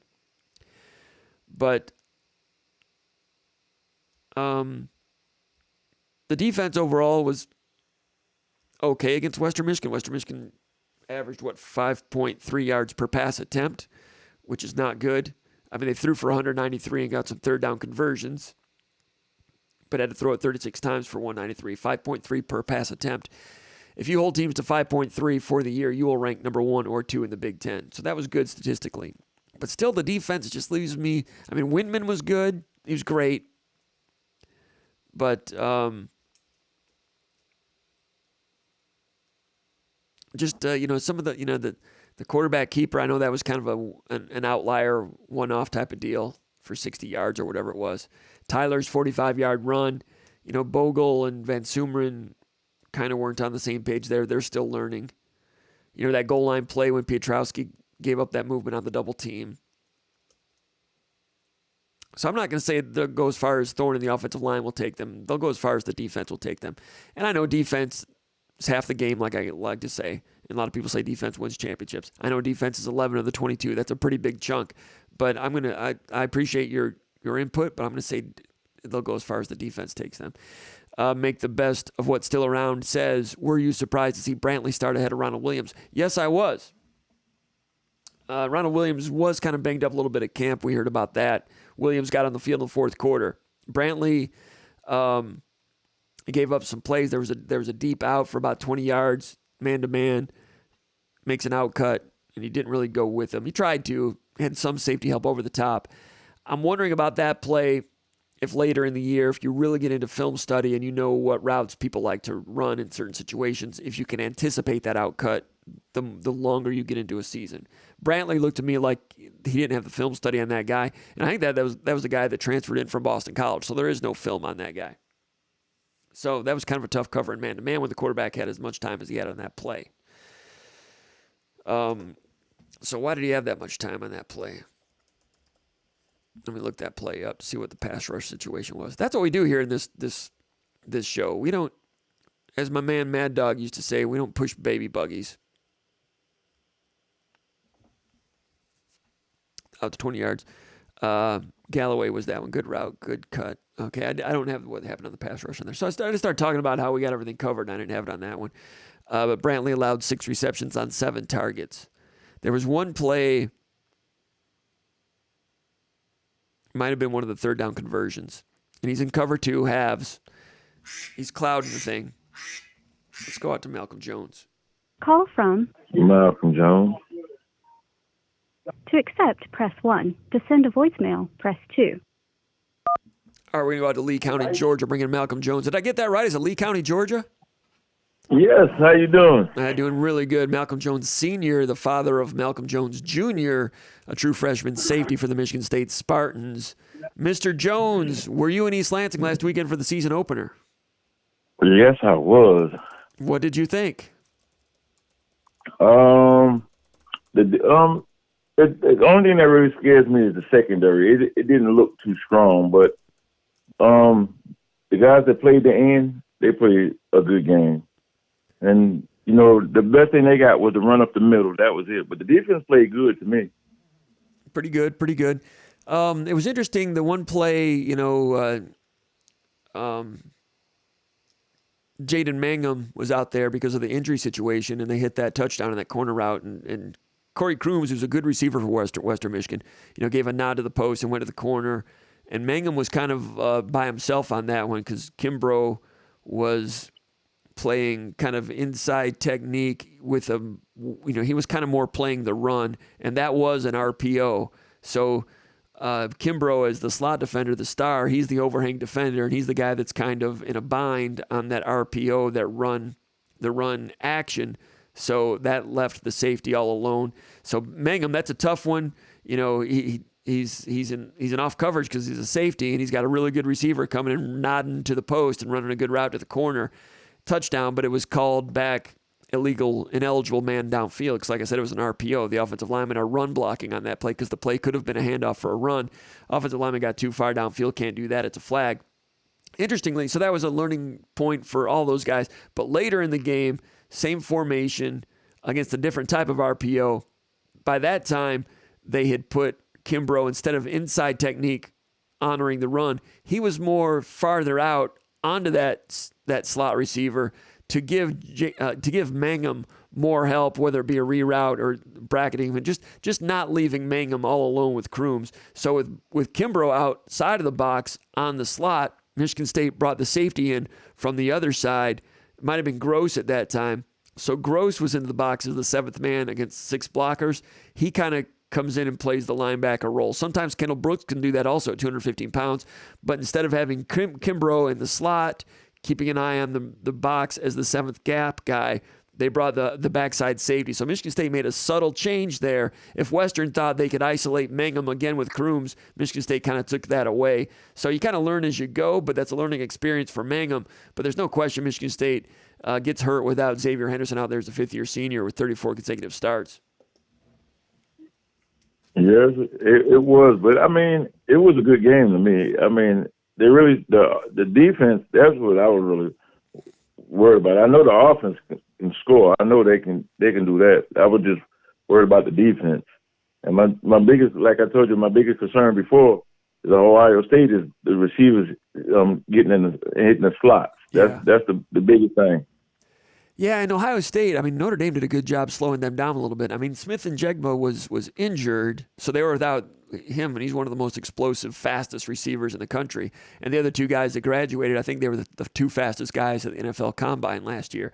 So, you know, they've got Marvin Harrison Jr., they've got talent. Everybody knows Ohio State has talent, but for whatever reason, they couldn't quite get the airplane off the ground all that much against Notre Dame, which surprises a lot of people around here. It's making people wonder if the Big Ten East might not be the cakewalk for Ohio State that a lot of people thought. Yeah. So, I mean, Michigan looked pretty good, and Michigan's got that, easy schedule, so they're going to rack up wins. The Michigan schedule is an embarrassment to the Big Ten. It's a cowardly schedule. It's an embarrassment to the Big Ten that they're not playing a Power 5 team. It's an embarrassment to the Big Ten. They're Michigan. They call themselves the leader and best. They're cowards. I mean, hey, they can do what they want. I mean, they got a lot of respectable athletes that are, and they won the Big Ten last year.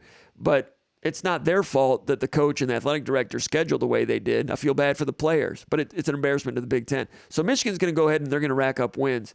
But that Big Ten race, Michigan won it last year, and they're going to make a run at it again this year. And Ohio State, Ohio State historically has a weird game every year in September. Maybe not every year. Even the year they won the national title, they were upset by Virginia Tech. Last year, they were flattened by Oregon, and then they got things together, and they looked pretty strong, but then Michigan beat them at the end of the year. Anyway, if, Ohio State barely beat Utah in the Rose Bowl, and they had trouble with Notre Dame. They ended up winning those games. But Ohio State is kind of close to having lost 3 straight games. It didn't happen. I know horseshoes, hand grenades, ifs and buts, and all that stuff. But Ohio State kind of has a flat tire right now. And they'll get well with the string of victories here in the next few weeks, but not a great performance for Ohio State. Certainly not as explosive as they were when Michigan State went down to Columbus last year and Ohio State beat them 49-7 or whatever it was and could have made it worse. But Ohio State may not be as untouchable as we thought. What else did you think about your first trip? Was that your first trip to East Lansing ever? This is my first time to East Lansing. I mean, tell me what you thought. I enjoyed it. I mean, what's a brilliant atmosphere. I was on campus early, so I mean, I was out there way before they did the tailgating and stuff like that. I walked around the stadium and all that stuff, but I mean, I really enjoyed it. It's a nice campus. It really is. September's a nice time of year in Michigan also. What was the most pleasant surprise that you encountered?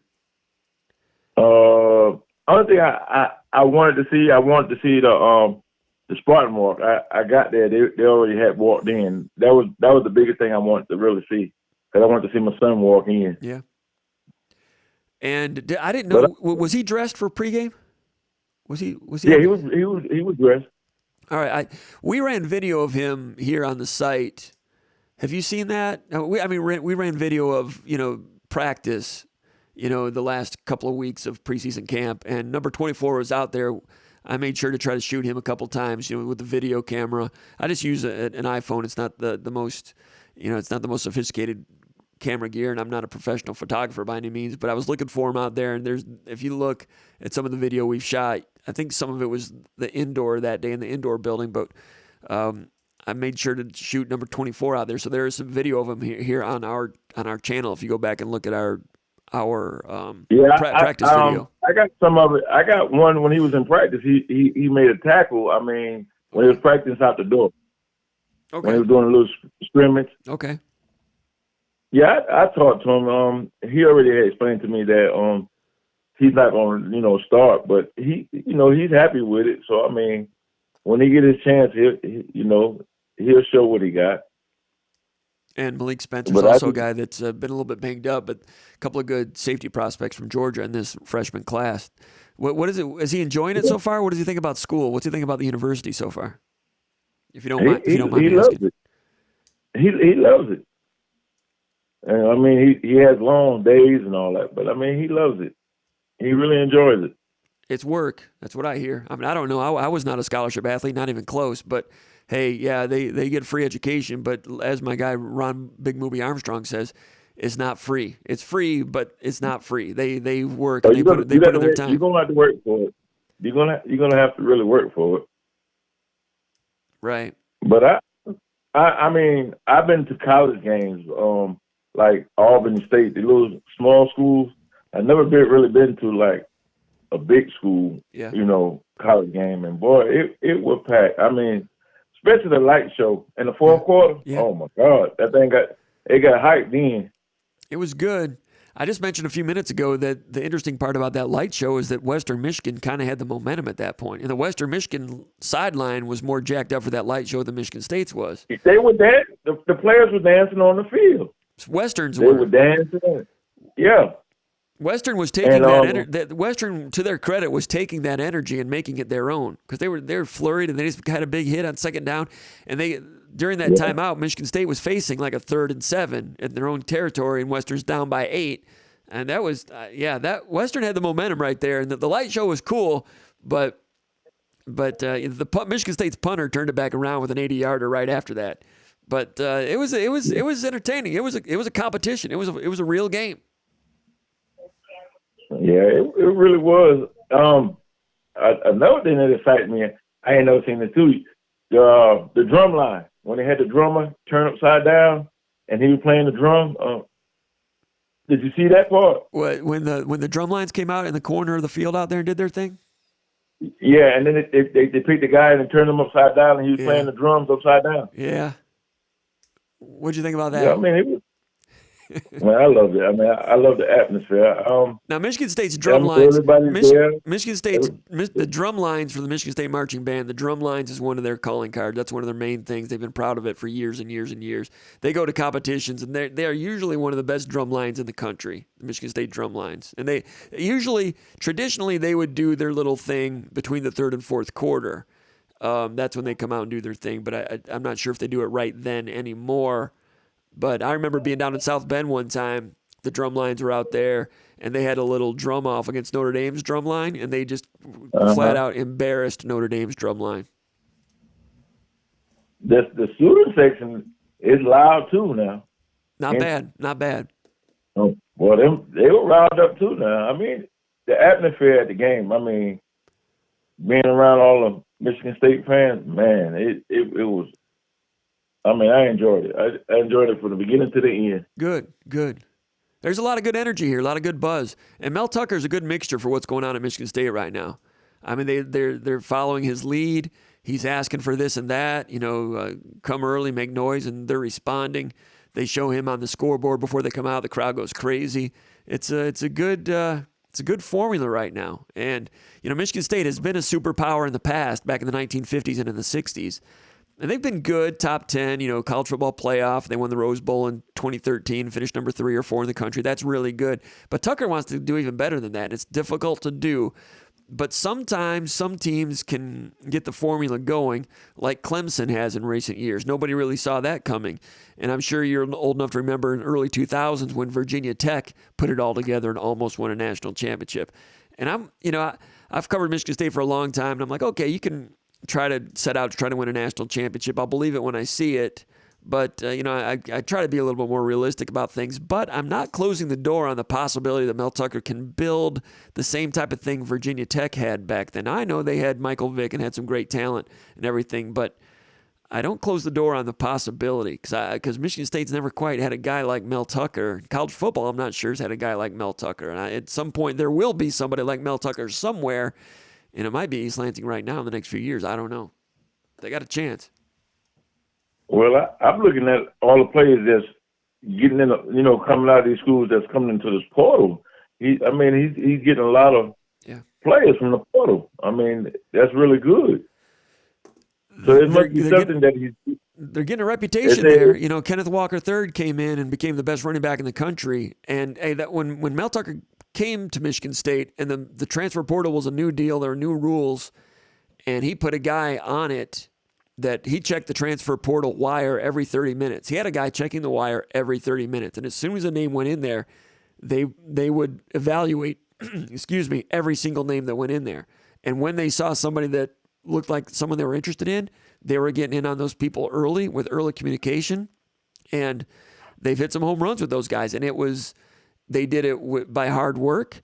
They did it by being organized, by being disciplined, planning their work, working their plan, and it resulted in last year's 11-2 season, ranked number 8 in the country. Then they go out this year and they bring in some more. And you saw Jacoby Windman coming in from UNLV. No one had ever heard of him before. 4 sacks, transfer portal. And then this week, Ken Talley leaves Penn State, 4-star defensive end from Philadelphia, goes into the portal for personal reasons. Nothing, there's been some rumors about what went on there, and I can't divulge everything. But, it was nothing legal, and it was nothing in terms of academics. It was just a social thing that, he had to leave Penn State and didn't get in any trouble or anything. It was just one of those things. Can't go into details. Anyway, he's a 4-star defensive end from Philly. And he goes in the portal. Michigan State shows immediate interest, and of course he's interested, and they wrap that one up this week. So that's another guy that's coming in. That's a national top 250 guy. If he hadn't been part of Malcolm Jones's class, this recruiting, he would have been the third highest ranked guy in the class, and the recruiting class would have went from number 23 in the country to I think number 18 in the country if he had been part of it. But he is technically part of it because he's a freshman now. Okay, will he be able to play? Or because I know they were talking. Not this year. Okay. He didn't transfer. He was going to go to JUCO, and then, after he finished that one year in the JUCO, he was going to come back. Right, and that would not be a bad idea at all, just to get on the field and stay active. He cannot play because he did not transfer during the window. There's a lot of days that you're allowed to transfer to have immediate eligibility. But I think, Malcolm, we're going to let you go. Any other comments before you go? No, everything's good. Good for you. When are you coming up again? I'm going to try to get there for the Ohio State game. That's the biggest one I really want to see. That could be that'll be an interesting one. It'll be interesting to see where Michigan State is as a team by the time that happens. I'm going to tell you something else. The last Saturday in September when they play Minnesota, that's going to be a tough struggle. Wisconsin's going to be a tough struggle. Those are going to be the games that decide the trajectory of the season. Those games against Minnesota and Wisconsin. Of course, the Michigan game is pivotal all the times. Everybody knows that. But I think Ohio State come before Wisconsin, I think. So that's going, because you got two games back to back. They're going to be right after each other. I think they got Ohio State, then they got Wisconsin, because Wisconsin is homecoming. Well, we look forward to having you back on campus when you get a chance, Malcolm, all right? All right. All right, there he goes, Malcolm Jones. You have a good night. You too. Thanks for calling in. Right. There goes Mr. Jones. Okay. There he goes, Mr. Jones, Malcolm Jones Sr. Glad to have him on the show again. We're going to get back over here and talk about I got to send a text here real quick.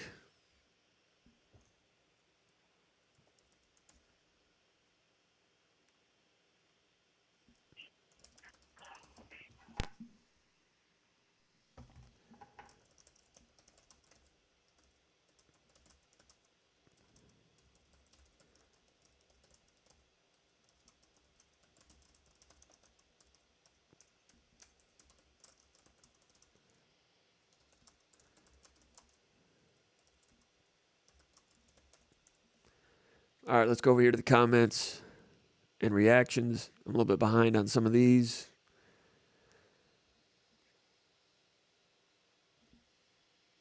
Tim Hughes from Traverse City talked about him earlier. Don Straight, great to hear from him. Sea-Dog says Western's pretty good. I think they should have a solid season. Chris Martinez says, what are the revised expectations for Jalen Hunt? I didn't expect him to be in the two deep. I expected Maverick Hansen and Derek Harmon to be ahead of him. Deshaun Mallory is a guy that's been in the playing group in the past. Same thing. He lost a lot of weight last year, lost some strength, did not add much more weight for this year. Jalen Hunt made big plays last year against Michigan and Penn State in bit roles, but like I've said many times, just it's a little bit of a struggle to get the pilot light lit and keep it lit. It's competitive there. He has more ability than Maverick Hansen, but he's not getting on the field. Former four-star guy from Belleville. I should know that, but a lot of ability. But if he sees a competitive situation like Michigan State has had at the defensive tackle position and it has not brought out the best in him, I don't know what to say. Now, I've not seen it with my own eyes. Last time we saw him play was in the Penn State game. He made a big play on fourth down. But behind the scenes in practice, whatever's going on, not getting on the field. I will say this. Now, hold on.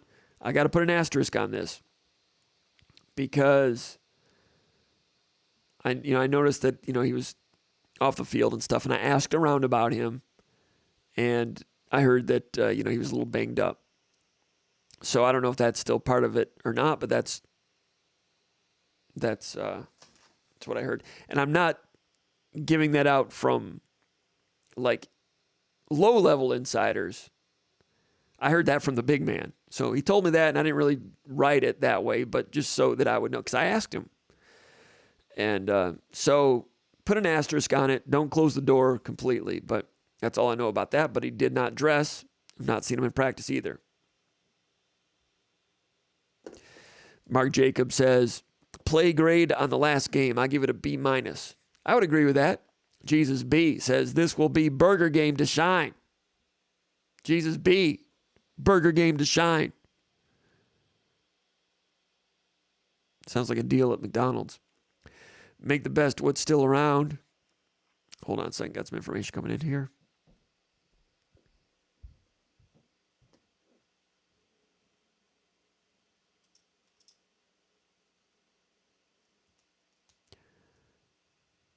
Okay. Yeah, the JUCO thing. Malcolm Jones mentioned that, but that doesn't seem like that's a go. Good point also that, Michigan State, I think, pretty much verified the commitment. So they wouldn't do that if he were a JUCO guy, if you were going to JUCO. But that wouldn't be a bad route if you wanted to stay current. But also, it's better to get on campus, get acclimated, and stay current on the practice field. Now that I've thought through it a little bit, it's better to do it here than in JUCO. So sometimes I say things like off the cuff that are really stupid. That would be one of them. Make the best of what's still around says, when do you see Ken Daly contributing to the team? Next year he'll be a redshirt freshman. I think Zion Young is looking pretty good as a true freshman right now, but as good as he's looking, it's baby steps. I don't know. I was watching his film yesterday. He's maybe the second guy I've compared to Mike Labinjo this week. Got some rotund build to him. Plays straight up a little bit. Needs to learn to play a little lower. But he's got some good change of direction. They give the ball to him a little bit in high school. Played some tailback. So did Jalen Hunt, by the way. But he has the ability to run the hoop at the end of his pass rush. Top 250 pass rusher. Gives him a chance. Look how long it took Drew Beasley. I know he was a walk-on, but it took Drew Beasley a long time before he started gaining traction. Pietrowski was pretty good right away, but is he flatlining a little bit? Maybe. Kenny Willekes was a walk-on. It took him a few years before he did it. It always takes walk-ons a few years, but Kenny Willekes, no one really realized it, but he was kind of a unique physical specimen. So these are good defensive ends. It's taken them a while to get there. Shalik Calhoun redshirted. Took him a little while. So, Tank Brown still has not gotten on the field, right? So Ken Daly, don't put him in the Hall of Fame just yet. It'd be a pleasant surprise if next year he ended up, doing, I don't know. It's too early to say. That'll be my answer on that one. Global Merchant says, grade Kendall Brooks play. I was surprised to see him next man up. Yeah, I should have had that. We had some other information about Kahil Majid. But, Kendall Brooks is a guy that was in special teams all last year. So he was in good graces. He was in good favor. He might have gotten on the field for 1 or 2 snaps against Youngstown State or somebody. I was surprised that Kendall Brooks didn't get on the field last year. As much as Xavier Henderson and Angelo Gross had to play and play and play. Over 1,000 plays, I think, for the year. I think Angelo Gross played more snaps than anybody in the country. Xavier Henderson played through some upper thigh bruise pain last year. They flat out did not trust the second string safeties last year. I thought that, they needed another safety to play last year. And the fact that he didn't play made me wonder, gosh, Kendall Brooks just must not have it. Even though he was getting some playing time on special teams. In this game, got on the field, and you saw him hit really well, caused that fumble. And you saw him hit really well on the wide receiver when he caught it out there on that now route, tackled him for no gain on 3rd and 2 to set up 4th and 1. Gain of 1, I guess it was. Both of those tackles were forceful. What it reminds me of is Marcus Hyde. Remember Marcus Hyde? He can run, but he'll always be Marcus Hyde. Now, he struggled in the John L. Smith era. Then he was second string with D'Antonio. Somebody got hurt. He went in there, and he was fine. Then the next year, he was even better. And his brother's in the NFL, still in the NFL. Michigan State didn't recruit him for some reason. But Marcus Hyde, as soon as he got in the game, was fine. That's what this reminds me of a little bit. He looked fine to me. Now, we didn't see him get tested, on a nice double route or a bang 8 post. We'll see him have to turn and cover somebody against Washington if he's still in the playing group at that time. So information on Kendall Brooks is still coming in. He's 215 pounds and hits like it. At that weight, can he turn and run like you need to at this level? That remains to be seen. But so far, so good. And I was surprised to see him in there, and he was made a little more noise than I would have expected. So helmet stickers to Kendall Brooks for sure. Kirk Baldwin says, any word from Michigan State that only 533 of the 4,000 East Lansing NIL club passes have been sold to date? I've not heard that. Did not know that. News to me. Yeah, NIL club. Huh. So they were trying to, I don't know. I'll have to look into that. But NIL club. Yeah, it doesn't surprise me if that would be the case. Michigan State has really good fans, but other programs have people that, I don't know, are just a little bit more fanatical. Just a little bit more, I don't want to say more invested, but a little bit,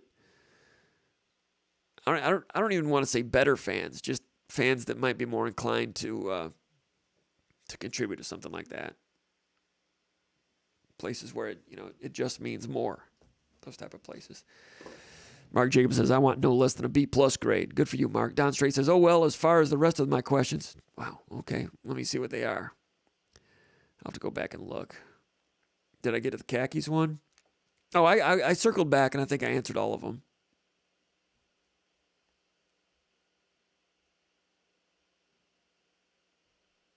Yeah, I did get to it. All right. I got to it, Don. Thanks for hanging. Alan Telgenhoff says, Comp, I'll be listening tomorrow on my drive over to fall ball practice at Alpena Community College. Thanks for doing these. All right. You have a safe trip over to Alpena Community College. Alpena located on Lake Huron, which is still number 1 in the SpartanMag.com Great Lakes Power Rankings for, I think, 119 consecutive weeks now.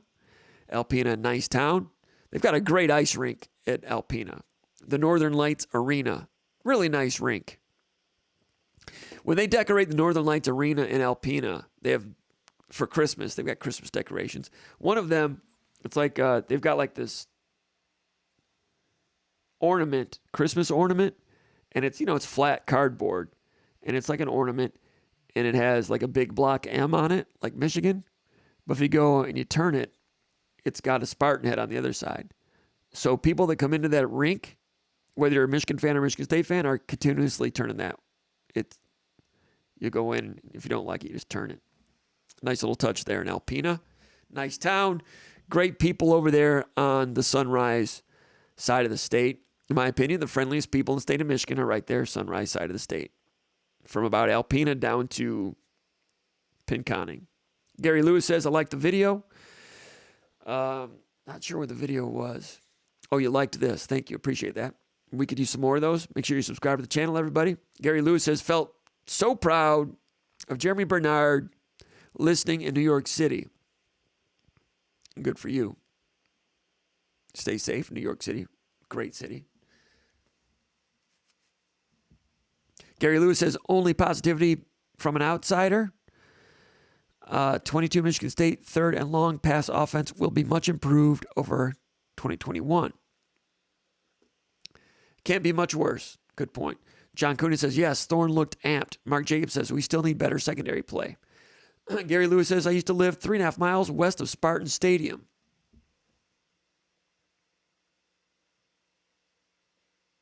All right, I'm about 2 miles east of Spartan Stadium right now.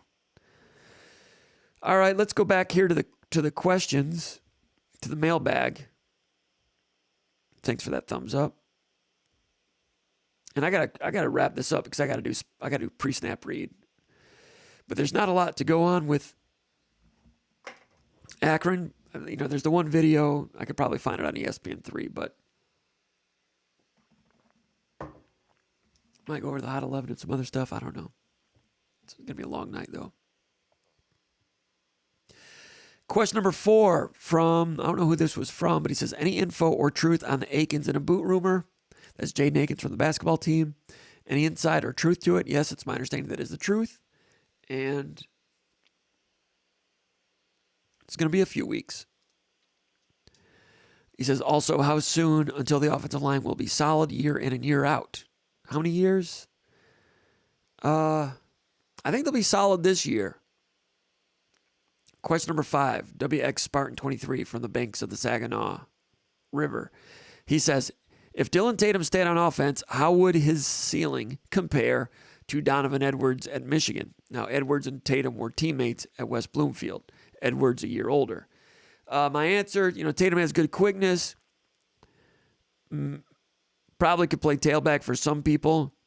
I think he's more of an R.J. Shelton guy. Came into play, whereas Donovan Edwards is an all-around tailback. So you're asking if he stayed on offense, what would his potential be? It'd be good, but not as good as Donovan Edwards. Tatum came in at safety. They've moved him to corner. Somebody, I think, asked, is there a chance they might move him back to safety? It wouldn't stun me, but I think he's got a better chance to be a corner. He's got quick feet, can do some things. In terms of being a safety and sticking his nose in it and being a guy that is a contact player, that would be new territory for him. It's not something he showed in high school. It wasn't his natural habitat, and I mentioned that throughout his recruitment. A good kid, good talent, but is a project if he's a safety. That means just learning, just getting started. And you don't see like the natural contact aptitude and I don't want to say lack of toughness, but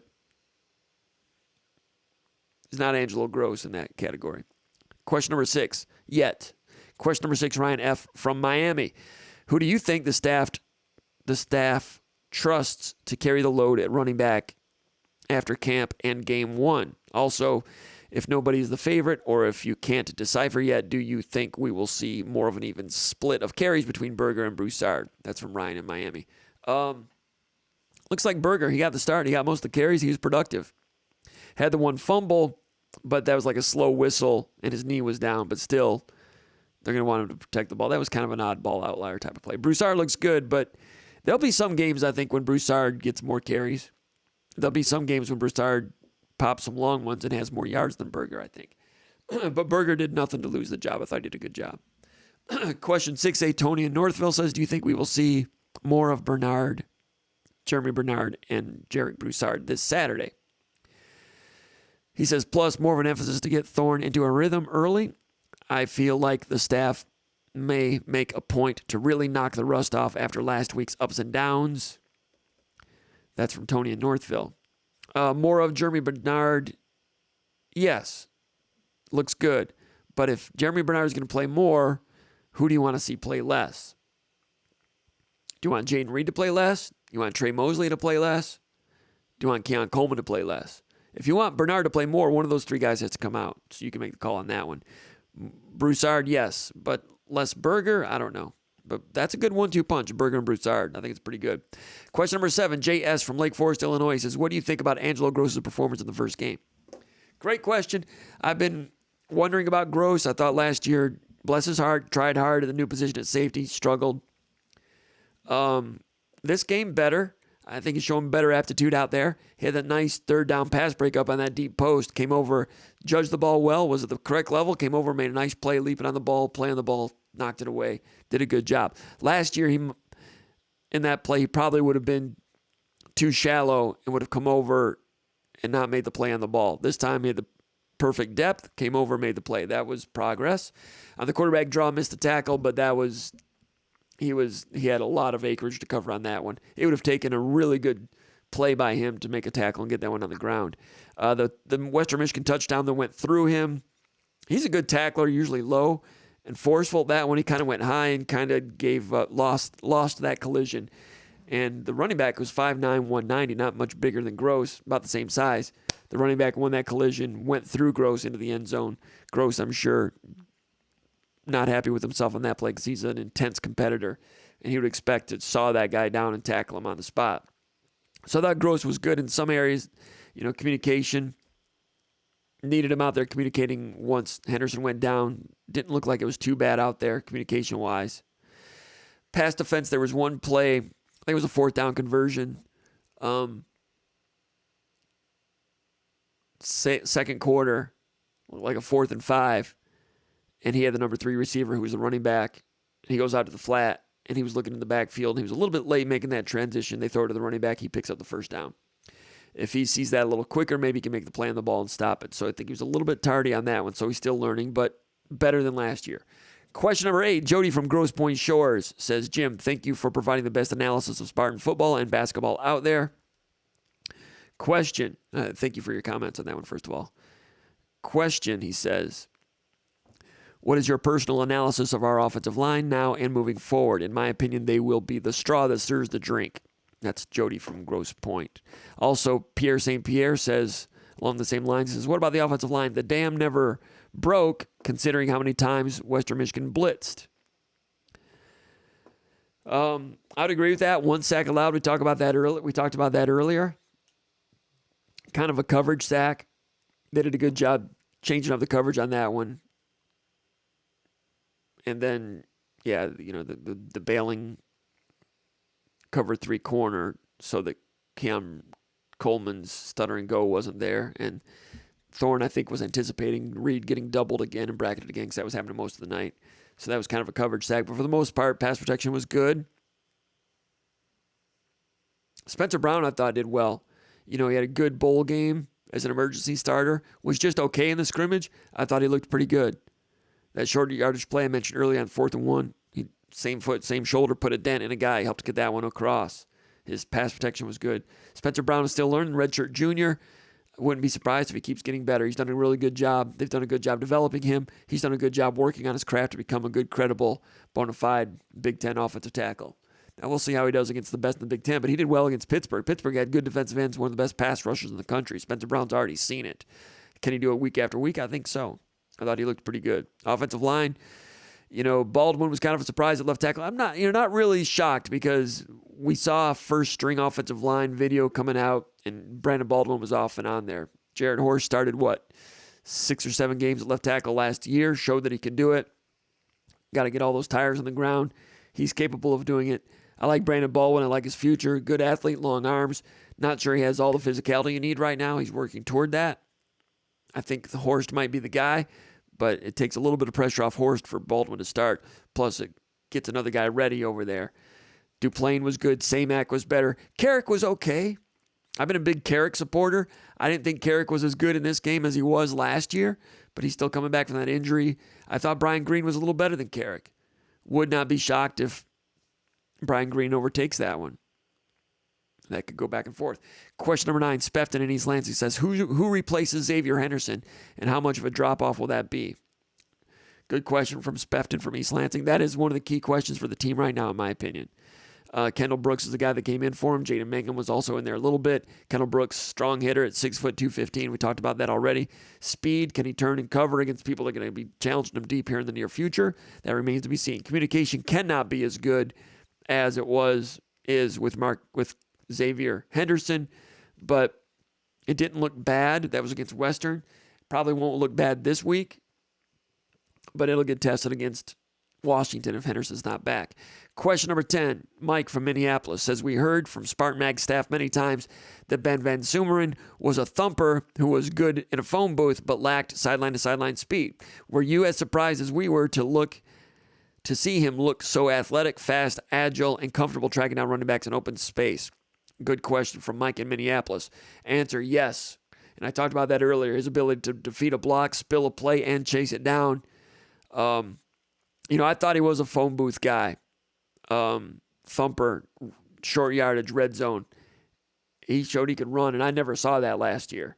And Van Sumeren said a couple days at the press conference, he says, I've always been fast. I just needed to learn the system a little bit more, take a little bit of weight off, get a little faster, and believe in myself. So he feels good about himself, as he should.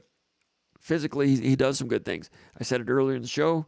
I continue to say now he needs to be a little more instinctive against the run between the tackles. That's what's next for him. But yeah, I was really surprised. I expected it to be Brule and Snow. I was not surprised that Halliday did not start. I like Halliday. He was good last year. I just thought that the talent level had kind of jumped over his head a little bit. He can rally back and overtake it. I'm expecting Halliday and Van Sumeren to start on Saturday, but Halliday and Brule would not surprise me. Ma'a Nateote, did not see him out there. Not sure what that's all about. He came out and did interviews at the outset of camp, which is a sign that they like what he's doing. If they allow for a player to go out and do interviews during camp, that means they're giving that guy a bone a little bit. They're giving that guy a little helmet sticker. They're giving him an attaboy. They don't let people come out and talk to the media if they're not handling all their P's and Q's. So that was a good sign for Nate Ote that he spoke. It was also a good sign that Van Sumeren spoke early in camp also. But Nate Ote needs to get back in there. I don't know if he's banged up or something, but he needs to be part of the party too because he has ability. And he's lost some weight, and he's a guy that lacked quickness, in my opinion, in the past. I'm eager to see what he looks like now. Now that he's been around for a year and a half, lost some weight, especially with the strength and conditioning program that has proven they can really accentuate people athletically. Question number 11, Sparta says, thanks for the stuff you sent me. Or no, that's me. That was my notes to you, to Sparta. Thank you, Sparta.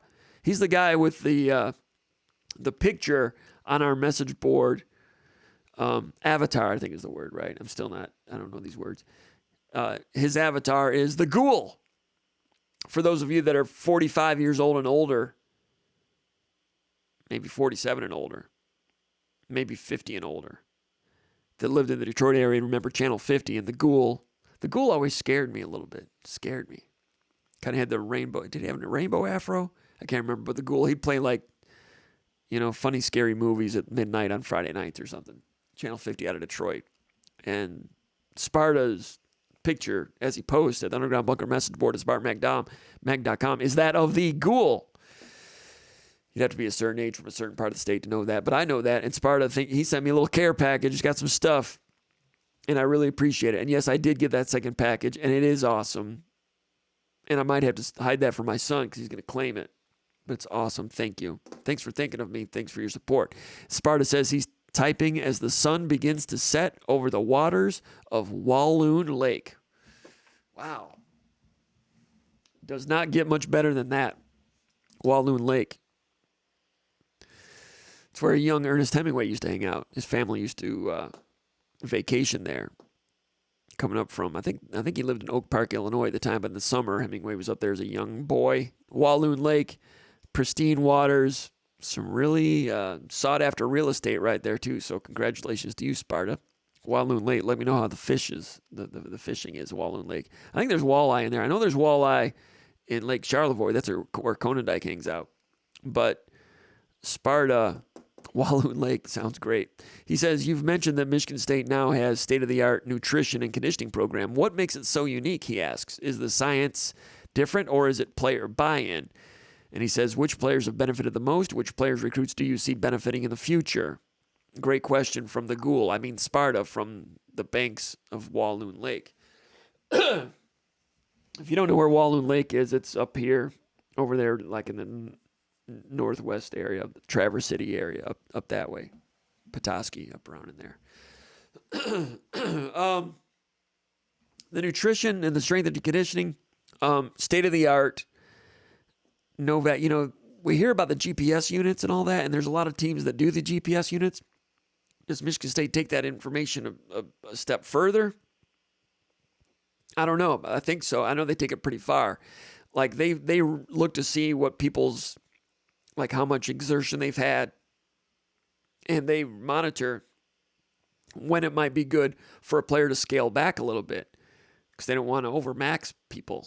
So there's there's a little load management going on there, but strength, flexibility, balance, agility, just from pregame stretch is different than it used to be. There's some stretches going on where they push the envelope on stretching. There's just different things, and I don't know all of it, but I've seen enough to think that Michigan State is really darn good at it, and Tucker set out to be state-of-the-art in that category.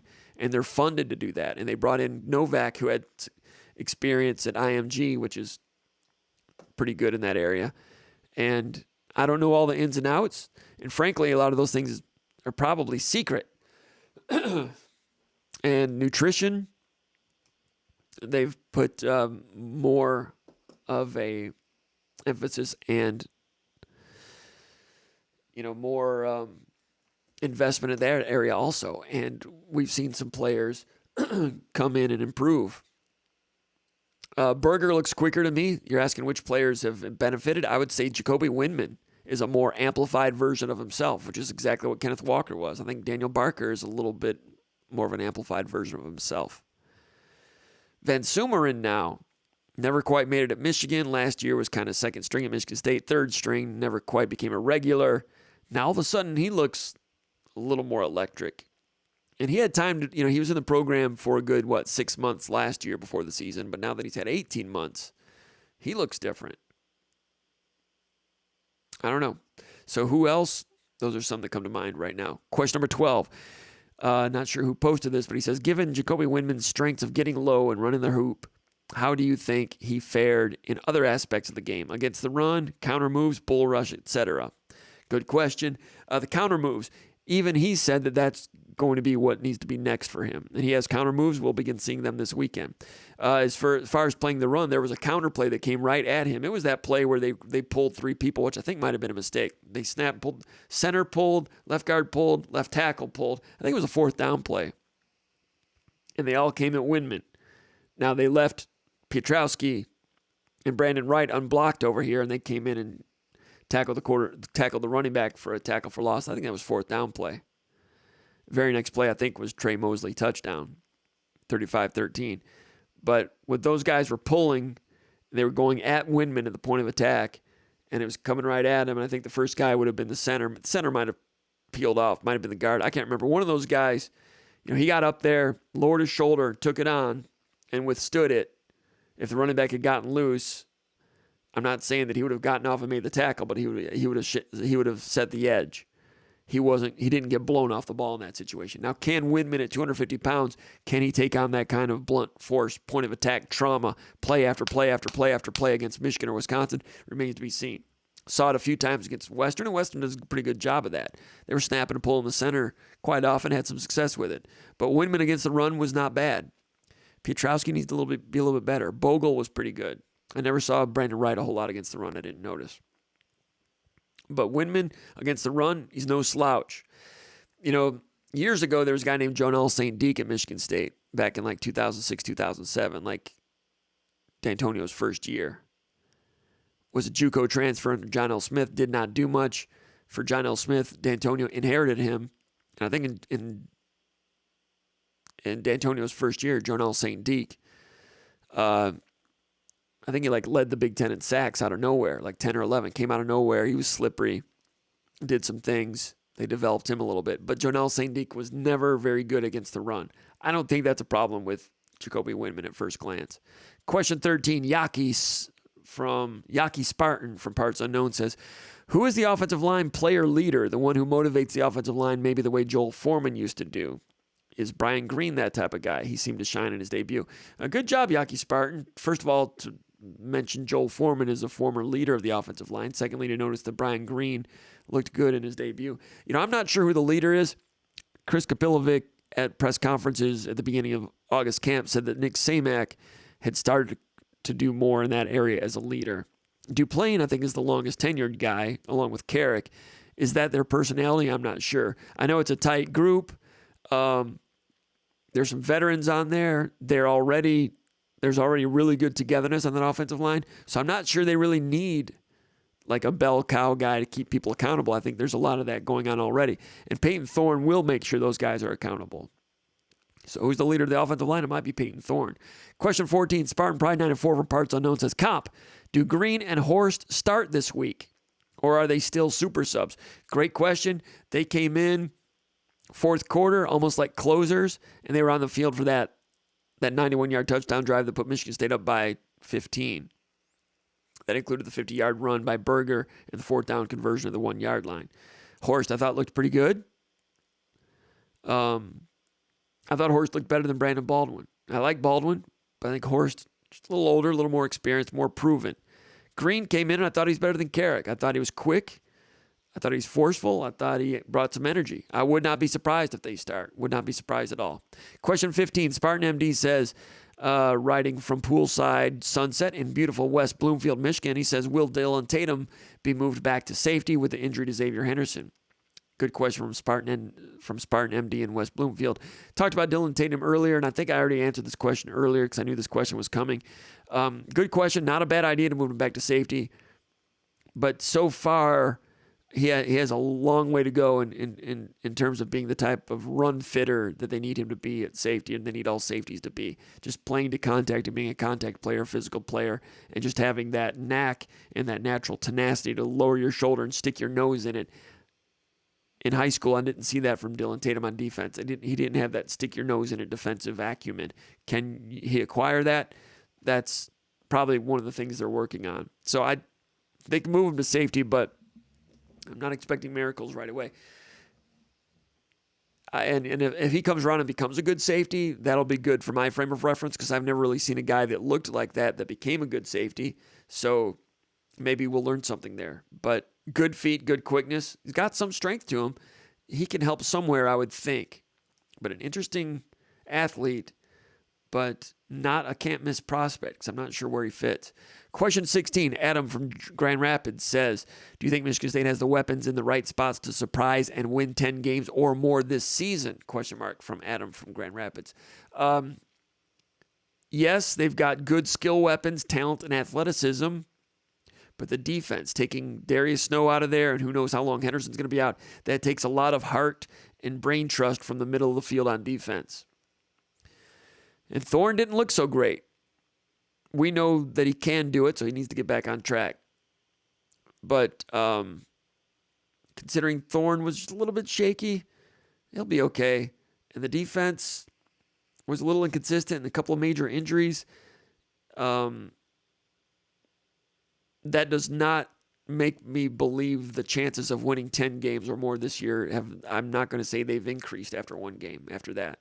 I thought it was a good performance. They did well, but they've got high expectations already, and they're top 15 in the country. I don't think that it's risen now. We'll see what it looks like this week, and then Washington's going to be a real game. Question 17, this will be the last one. Craig from Jackson, Michigan. He says, Peyton already having more touchdowns per start compared to all-time Michigan State's quarterbacks at this point in time. He's the record holder. Is that a product of his arm, or is it a product of the talent pool he's throwing to, or the scheme by Jay Johnson? Question mark. That's Craig from Jackson. Good question. He's got talent, reads things well. A lot of those touchdowns have been to his high school buddy Jaden Reed, who's good, feeds him the ball there. Play calling in the red zone, in years before the Mel Tucker era, Michigan State struggled to score touchdowns in the red zone. Has not been a problem in the Tucker era. Credit to Jay Johnson on that. So a little bit of all of that. He has good guys to throw to, scheming, and his talent. All three. And that's it for the mailbag. Let's go over here to the commentary before we wrap up.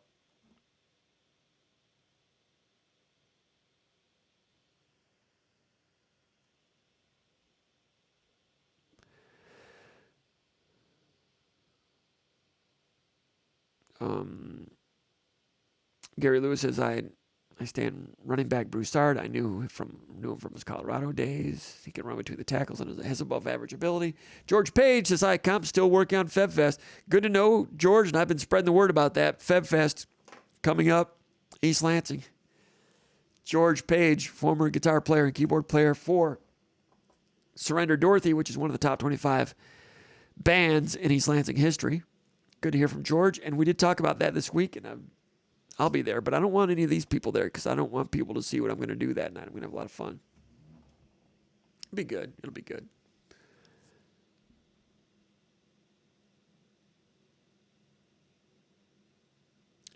Yep. Brian V, that should be a t-shirt. Quebec Nordiques. I'm running out of gas here a little bit. Mike Anderson says, when will we see Ben Patton kicking? That's a good question. Jack Stone, the true freshman, came in, hooked that one to the left. Ben Patton is a guy that was, 5 out of 6 at Auburn last year. Guy from Rochester Hills. Transferred to Michigan State midway through camp. Hit a 49-yarder in overtime last year for Auburn against Alabama. It doesn't get much more pressurized than that. Stone won the competition. Tucker indicated that it was a tough competition. Competitions are ongoing. If Stone misses a couple more, would not shock me to see Ben Patton trot out there.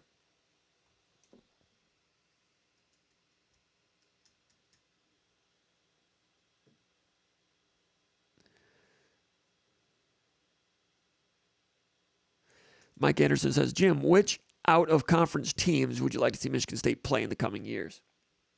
I've always thought Tennessee would be an interesting matchup because Tennessee does not have a set non-conference rival like half of the SEC does. Florida has Florida State.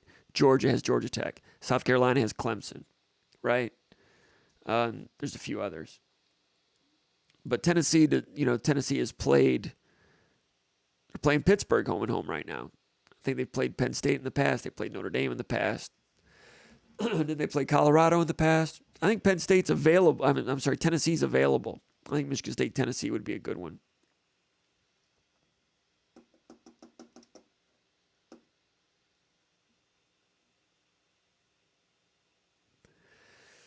I think that's going to wrap it up.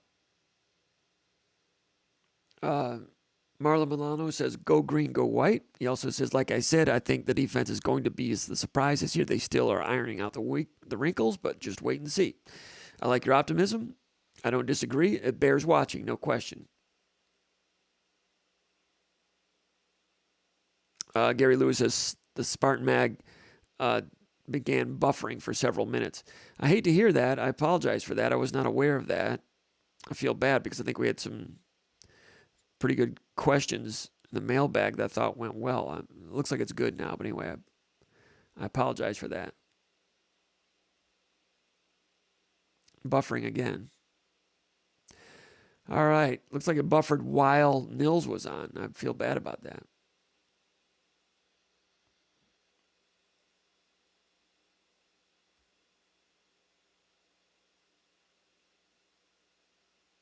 All right. I think we got to move on. All right. Spartan Marinelli coming in with some late comments. I like the way Berger ran the ball. He says Coleman is going to be a beast too. Barker is a monster. Going to be good season. Go green. So Spartan Marinelli, he's happy. So, hey, sorry that thing buffered like it did. Appreciate everybody checking in and tuning in. We went for 2 hours, 41 minutes. I want to get to a 3-and-out style next week. Do 2 of them. I've been saying that for years. Hopefully we'll get it nailed down and do it next week for reals. Thanks for tuning in. Thanks for the support. And we'll see you at the stadium on Saturday. If you see me, say hello. And appreciate all the support. Go over to SpartanMag.com. Become a Magger over there. Make sure to give us a thumbs up. Subscribe to the channel here. We appreciate everybody. See you next time. Thanks for joining Spartan Mag Live from East Lansing, Michigan. Take care, everybody.